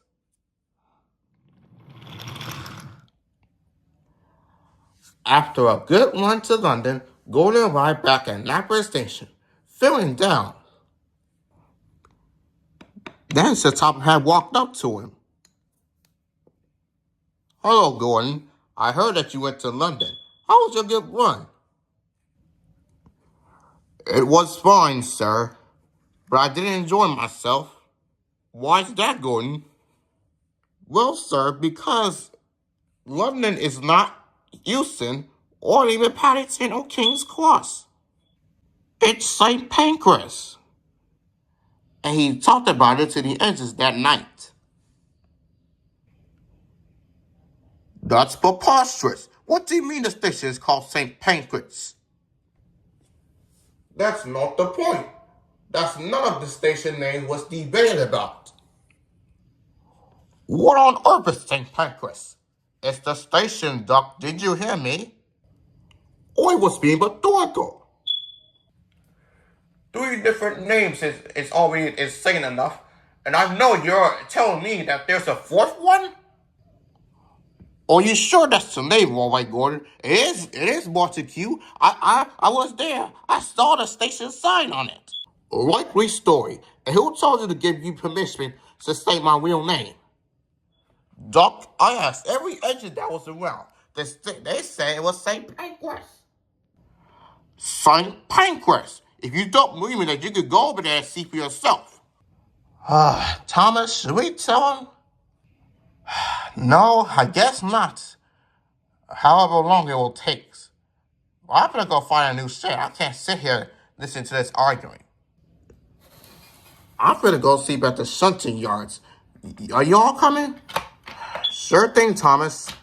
"All right, so let's go." And Thomas and his friends pumped away to sleep at the shunting yards.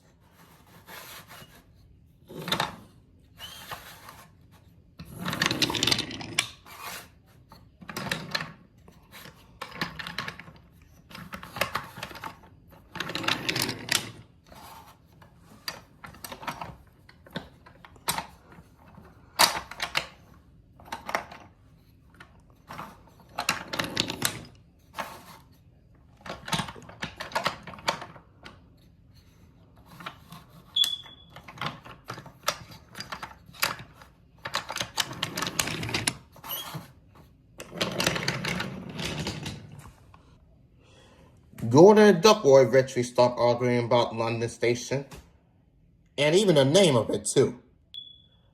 But I'm pretty sure Gordon already knows that the station is St. Pancras. Do you all agree?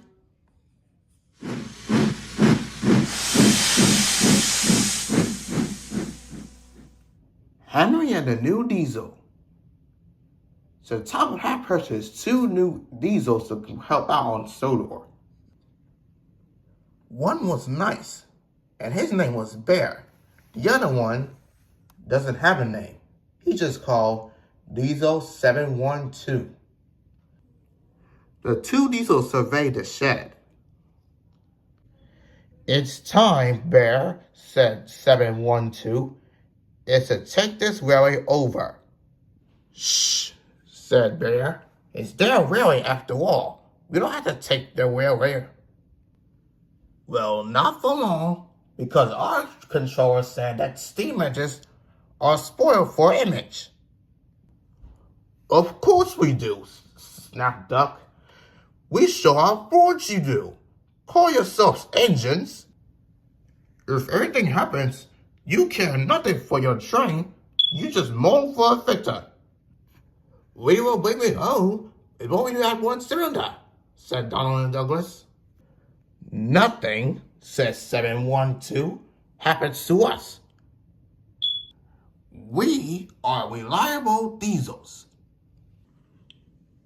The engines were appalled. They reached the steam and a diesel. "How rude! You asked for it," 712. "Now be quiet and go to sleep." The next morning, Henry was pumping home tender first. "I'm a failed engine," he moaned. "I lost my regulator. Driver says it's jammed wide open. And it can't mend it, so I'm cool." At the signalman, Henry saw Diesel 712 with a train of tankers. "And even worse, he will laugh at me also." Just then the signalman walked up. "Oh, for goodness sake, Henry, can you please take this Diesel away? It's failed. The limited is behind, and all he does is wail for his fitter." "Diesel, I'll have you know." "Stow it," said the signalman crossly. "Now, Henry, take this Diesel away." "Oh, yes, sir." Henry coupled on to Diesel 712 and pulled the train away. Then Henry saw Bear rush by with the long line of coaches.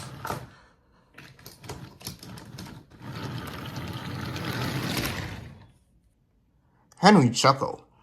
"Look, Diesel 712, there's your little pal." The Diesel didn't say nothing. He hoped that Bear didn't notice him. Bear didn't notice Diesel 712. He was going along the line with his train until he had trouble of his own. Suddenly, there was a roar and a crank. I got to keep on going."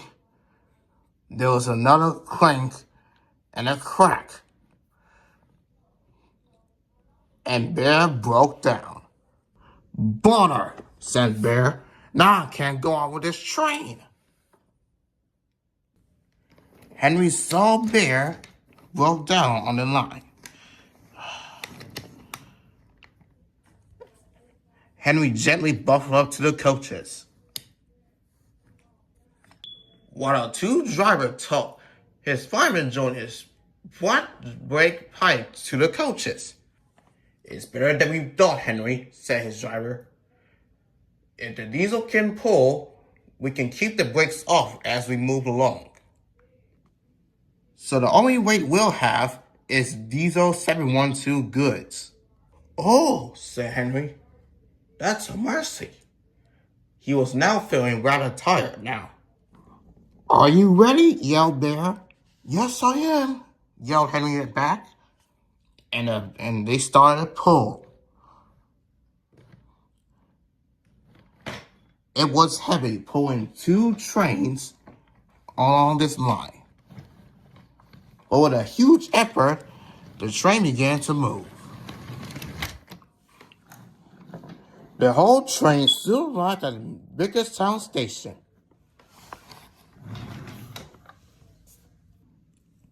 The engine was surprised to see this.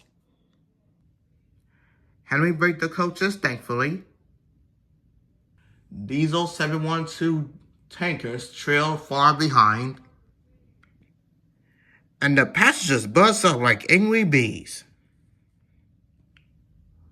But Sir Topham had told them about Henry, so he forgot to be cross to thank him. They called him an enterprising engine and took his photograph.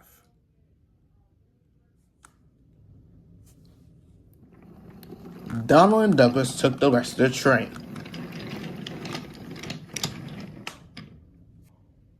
Diesel 712, I would like you to return back to your railway at once, he ordered. I will write my views. While Sir Topham was dealing with Diesel 712, Henry and Bert went home together.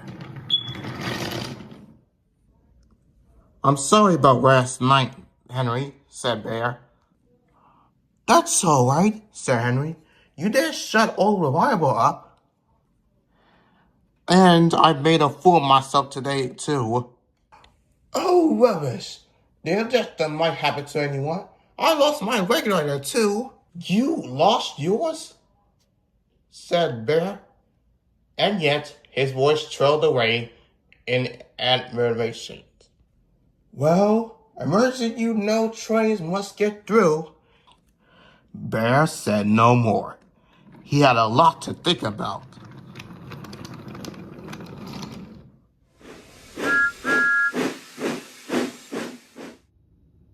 James in the trees. Thomas and Tangerton have been working in the coal yards all day. Poor Thomas was feeling covered in coal dust. Well, it's about time we get a wash down.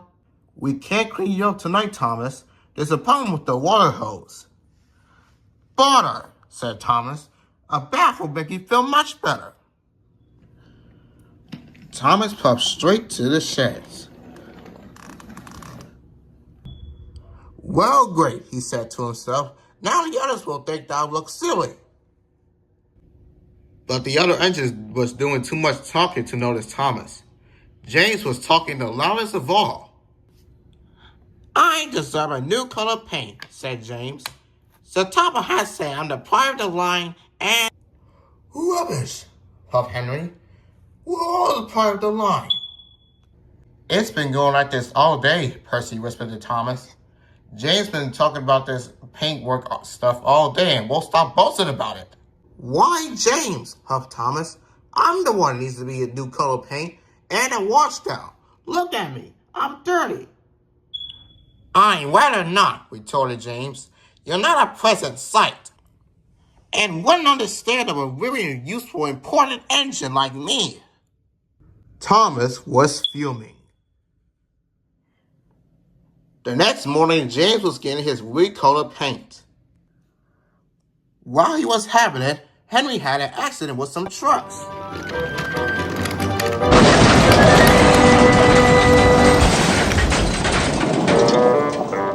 If you can't push cars properly, Henry, why don't you talk to a tree instead?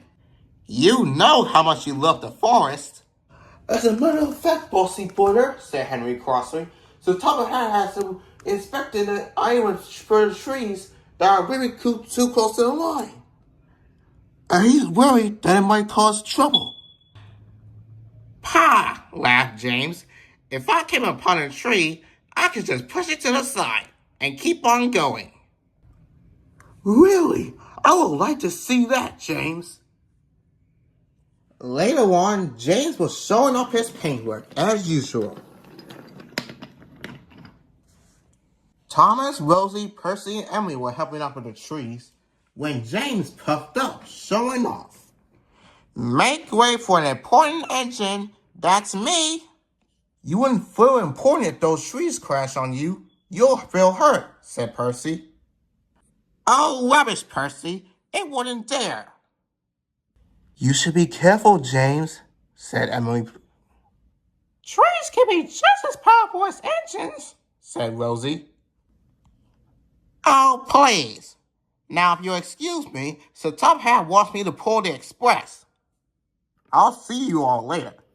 And James puffed away. But James was wrong. James, you must go to the yard and collect an important goods train, says the top hat. It's heavy, so be careful.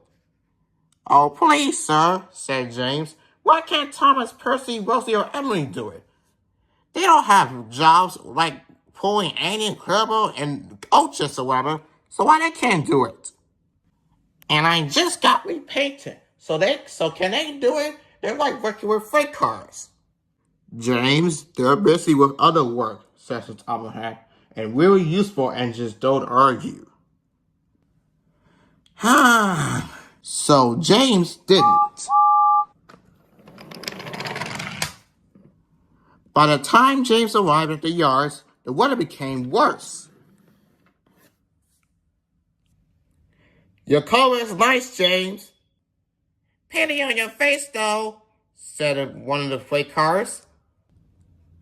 James ignored him and started shunting.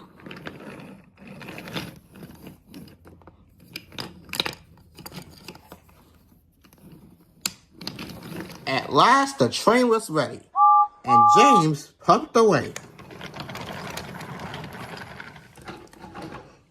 James puffed over Morgan's Mines Tunnel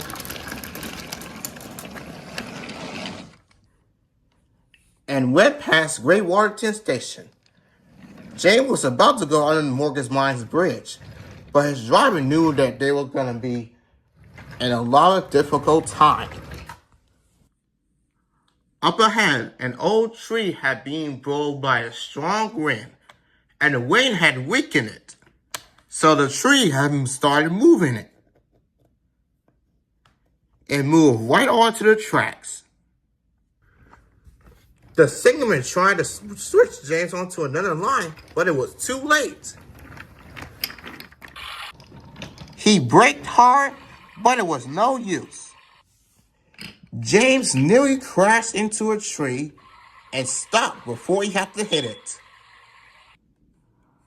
"Oh, help!" cried James. "Go away, tree!"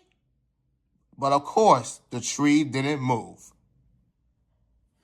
James tried to reverse away from the tree, but his train was too heavy. And then he heard a whistle. "Is that Thomas?" And sure enough, it was Thomas. Thomas saw the whole accident and coupled on back to the train. James felt embarrassed that Thomas will laugh at him, but Thomas knew that this was a very, very serious accident. And there was no time for teasing. "I'm ready, James. Are you?" "Oh, I'm ready, Thomas. Just please pull me back to the safe place." And Thomas did.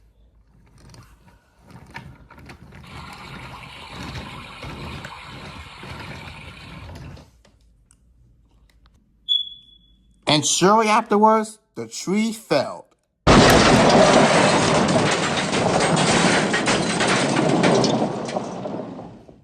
That night, James spoke to Thomas.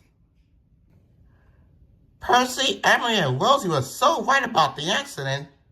Thank you for rescuing me, Thomas." "Oh, it's okay, James," said Thomas. "We engines must work together, and whatever the weather is going on." Just then, Edward bustled in. "Hello, Thomas and James. So Top Hat told me to tell you that you two are both brave engines. Thomas, you'll be having a new color paint tomorrow. And James, tomorrow, Sir Top Hat wants you to pull a special train." When Thomas and James heard this, both of them were very happy.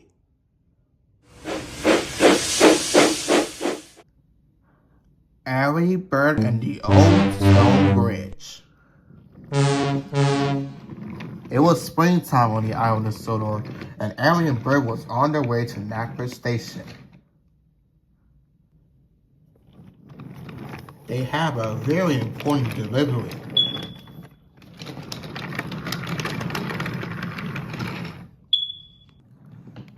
They finally arrived at Rattler Station, so Tom Hat was waiting for them. Well done, Arry and Bert. You two have proven yourself to be a really useful engine. Thank you so much, sir. Yeah, it really feels good to be really useful. Well, that's good to hear, you two, because I got another job for you two anyways. I want you two to go to the coaling plant to collect some coal and take it to the docks.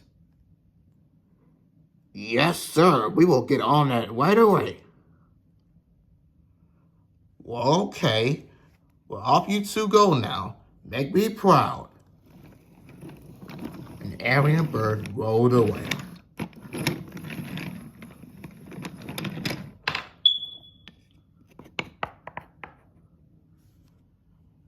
James was hearing the whole thing. Silly diesels, always pulling cars.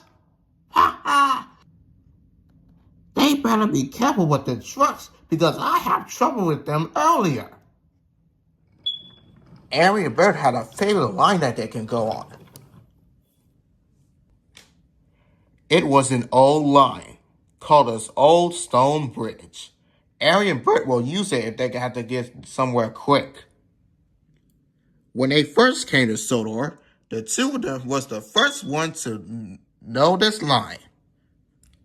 When the switch had changed, Arry and Bert went on to another line. The tracks were very old, and the bridge hadn't been used for such a long time. It will only build this one for tank engines to go on, except for the tender engines like Gordon. Arry stopped the train to have a good look view. Ah, now this is the life, he said. And then Arry and Bert roared down the stone bridge. That was fun, right, Bert? Yes, sure, it was fun, Arry. Along the journey, the two of them stopped at a station to gather rest. They saw Thomas collecting his passengers. Oh, good morning, Arry and Bert. How are you two doing? We're doing fine, Thomas. Sorry we can't stop the chat, but we gotta take this coal to the docks. See you later. Oh, well, goodbye, Arry and Bert. See you later. It wasn't long as Arry and Bert arrived at the docks. Yes, the job done is complete. Good job, Arry and Bert, said a foreman. But Sodor had a message for you two. He wants you to take the milk, collect the milk, and take it to the dairy. Oh, yes, sir. We'll get onto that right away, sir.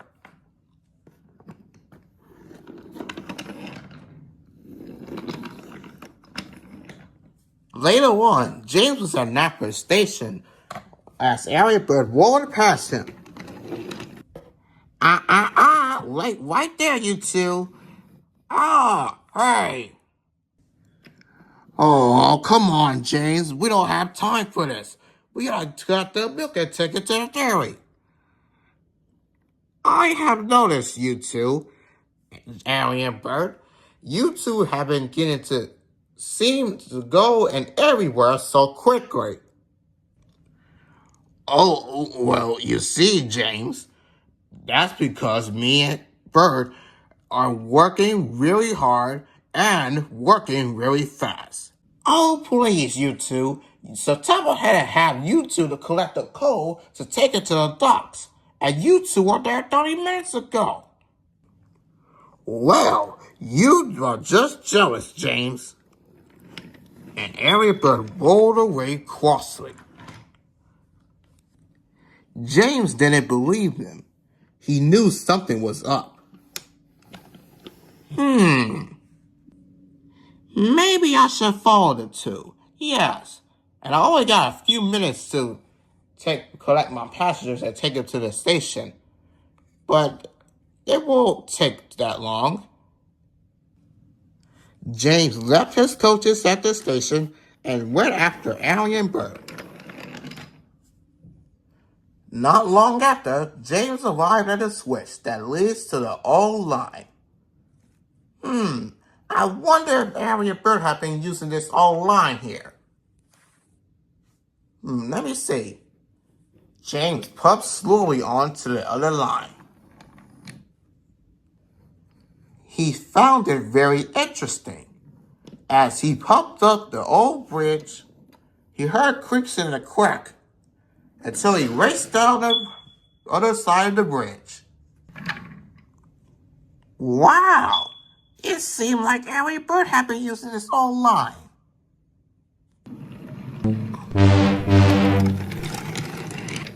Hey, what the James? What are you doing on our line? So you two admit that you two had your own line. Is that it?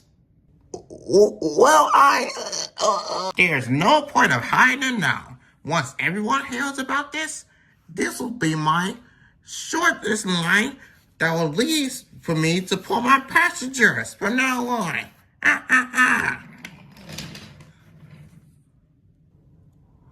Now, Arry and Bert was not happy with James. He had found their own line, and now he's going to tell everyone about it. And now, there is no secret to the line anymore.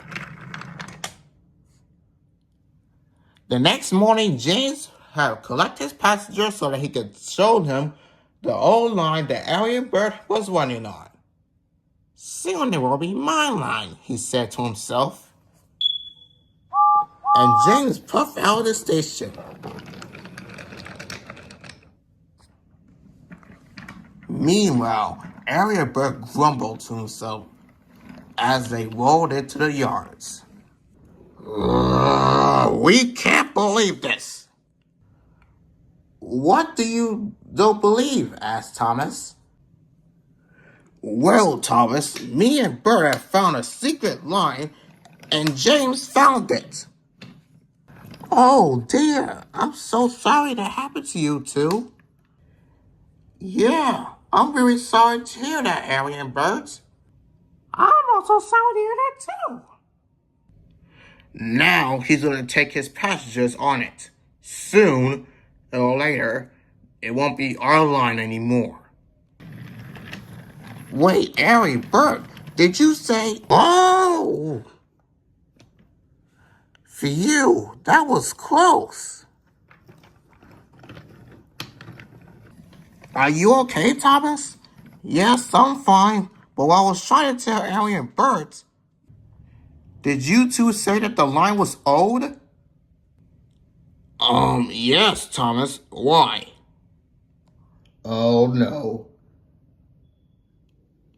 Meanwhile, James was pupping proudly along the line. I cannot wait to take this line.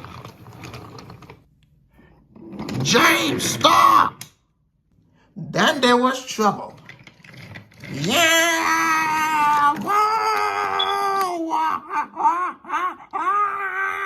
James! Oh, Arry, Bert, do something! Help! Hold on, James. We got you. Arry and Bert slowly coupled onto James's coach. Arry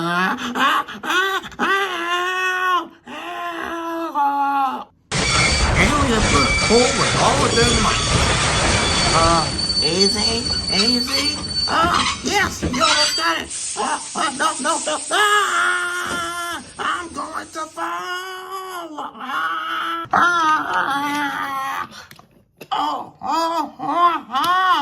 Oh, wait.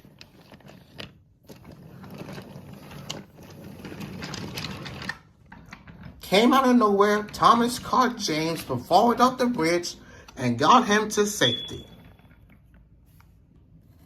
Hi, James. Thomas? You know this line too?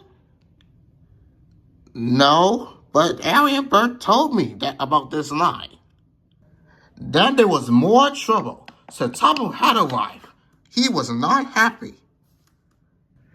James, you have caused confusion and delay. You took your passenger train along this old line instead of your line that you were supposed to be on. I'm sorry, sir. I just want to show my passengers this line. I promise it will never, ever happen again. Very well, James. And as for you two, Arry and Bert, you two should not be using this line at all.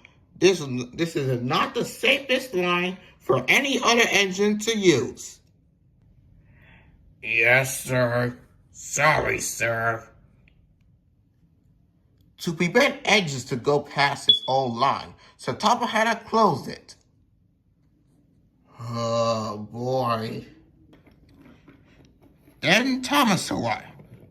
Hey, Arry and Bert, are you two okay? Yeah, we're fine, Thomas. Yeah, I wish our line wasn't closed down. James was sorry for following you two to this old line. It's okay. So Topple had his right too. Engines and any other diesels should not be using this line just in case if it's getting old or hasn't been used for such a long time. Yeah, we have some good travels along this line. Yeah, I know. Well, we got an empty berth here at the Timmins Sheds. So you two are welcome to come and sleep there and spend the night. Thanks, Thomas. We will be right there. Okay, you two. See you there.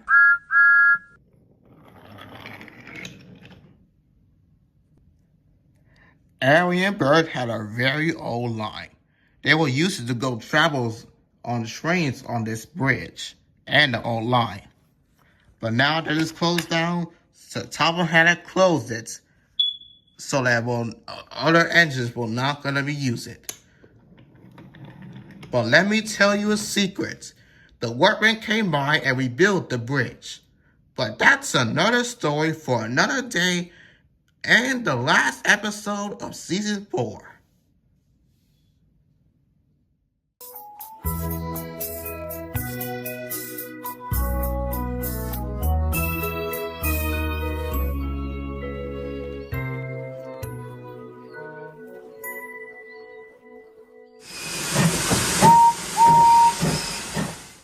The accident at Great Waterton Station. So Topple had to close down the old line because Arry and Bert have been using it. It had been a few days since Arry and Bert have not been using this line, and so Topple had to close it down. But until then, a few days later, workmen came in and fixed the old line. The engines have to still go to the usual routes to go past the old line.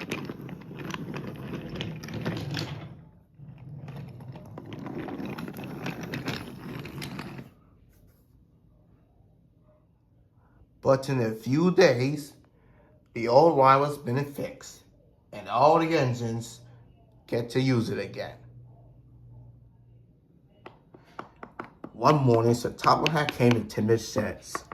Rosie was there. She had spent the night at the sheds. Good morning, Rosie. It's very nice to see you here at Timmins Sheds. Oh, good morning, sir. Now, since you are here, I would like you to go to the harbor to work with Diesel. He needs help with some shunting, and I really can't find another engine because they're busy with their work, so I'm choosing you. Oh, yes, sir. I'll get out there right away. That's a good engine. Now off you go, Rosie. And Rosie puffed out of the sheds. On her way, She stopped at Rattler Station. Percy was there. Good morning, Percy. How's this morning going for you? Oh, good morning, Rosie. I'm just delivering this mail. What are you up to in such a rush? Oh, I'm just going to the harbor. So Tom Hat sent me there to help with Diesel and the shunting. Oh, well, okay. Well, guess I'll see you later, Rosie. Bye, Percy. Now, let me get to the harbor.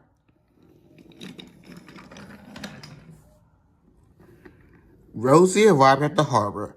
Diesel was there, waiting for her.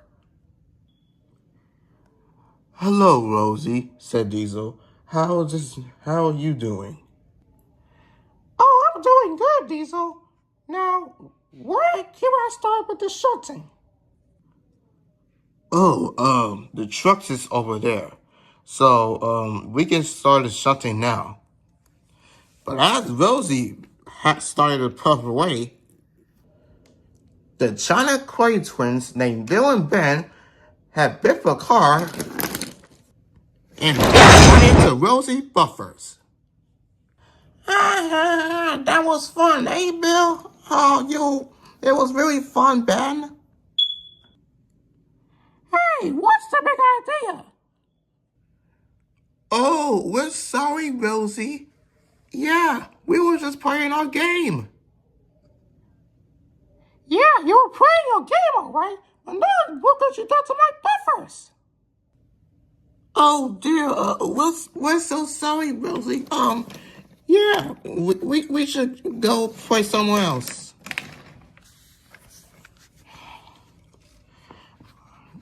Can you manage with broken buffers, Rosie? Oh, please, Diesel. I think I can manage. Oh, all right. And soon the two engines set to work. When all the shunting was done, Rosie had sat in the siding to have a rest, while Diesel was still shunting for her. Shunting coal trucks is not how I can spend my day, grumbled Diesel. And even when they are troublesome. Well, know this, Diesel. I appreciate you having me here to come help you. And besides, you won't be shunting any elsewhere.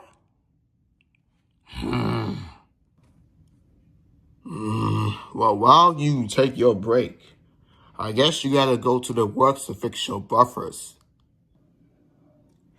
Oh, yeah, I should.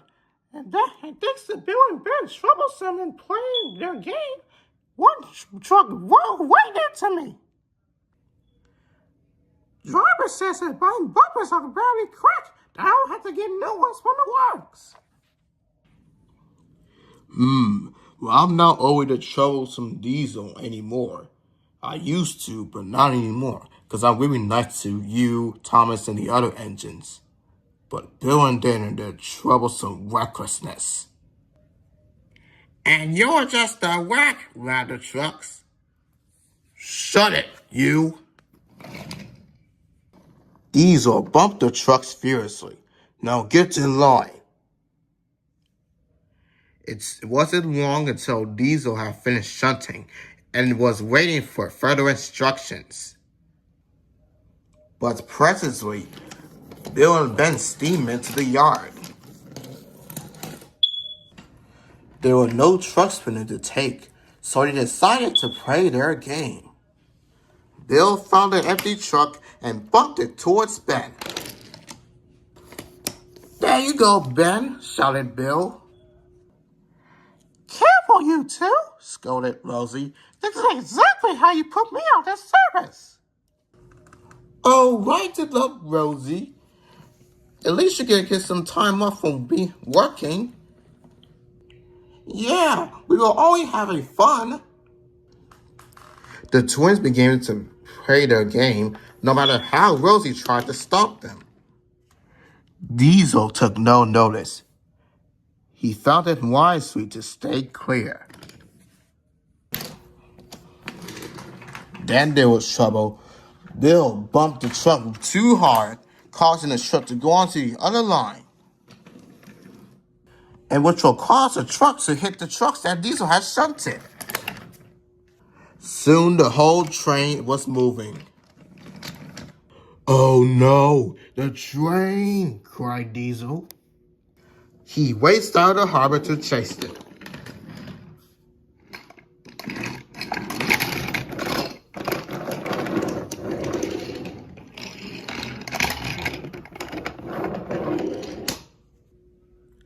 Diesel was panting behind him with the amount of strength he had. He managed to close the gap, but he was running at full speed. "Stay with them, Diesel," shouted his driver. "I can't. They're too fast." On, faster, faster," cried the trucks. "You can't catch us, Diesel." Faster, faster they went. The trucks began to pull away.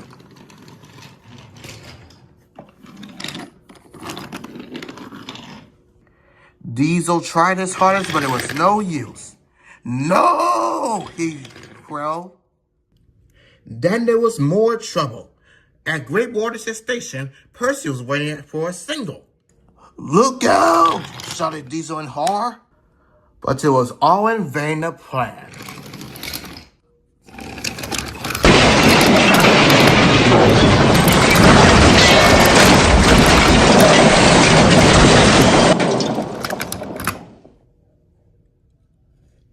Luckily, no one was hurt, but poor Percy was covered in coal dust and was badly damaged.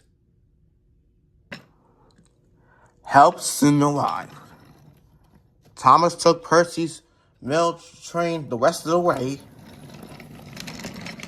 and Emily took Percy to the works. He was going to be there for a while. But the Great Waterton Station was badly damaged, and it had to be repaired. The water tower is still in great condition, but Duck had to help clear up the mess. To the accident that Percy had caused, it was all not in good hands.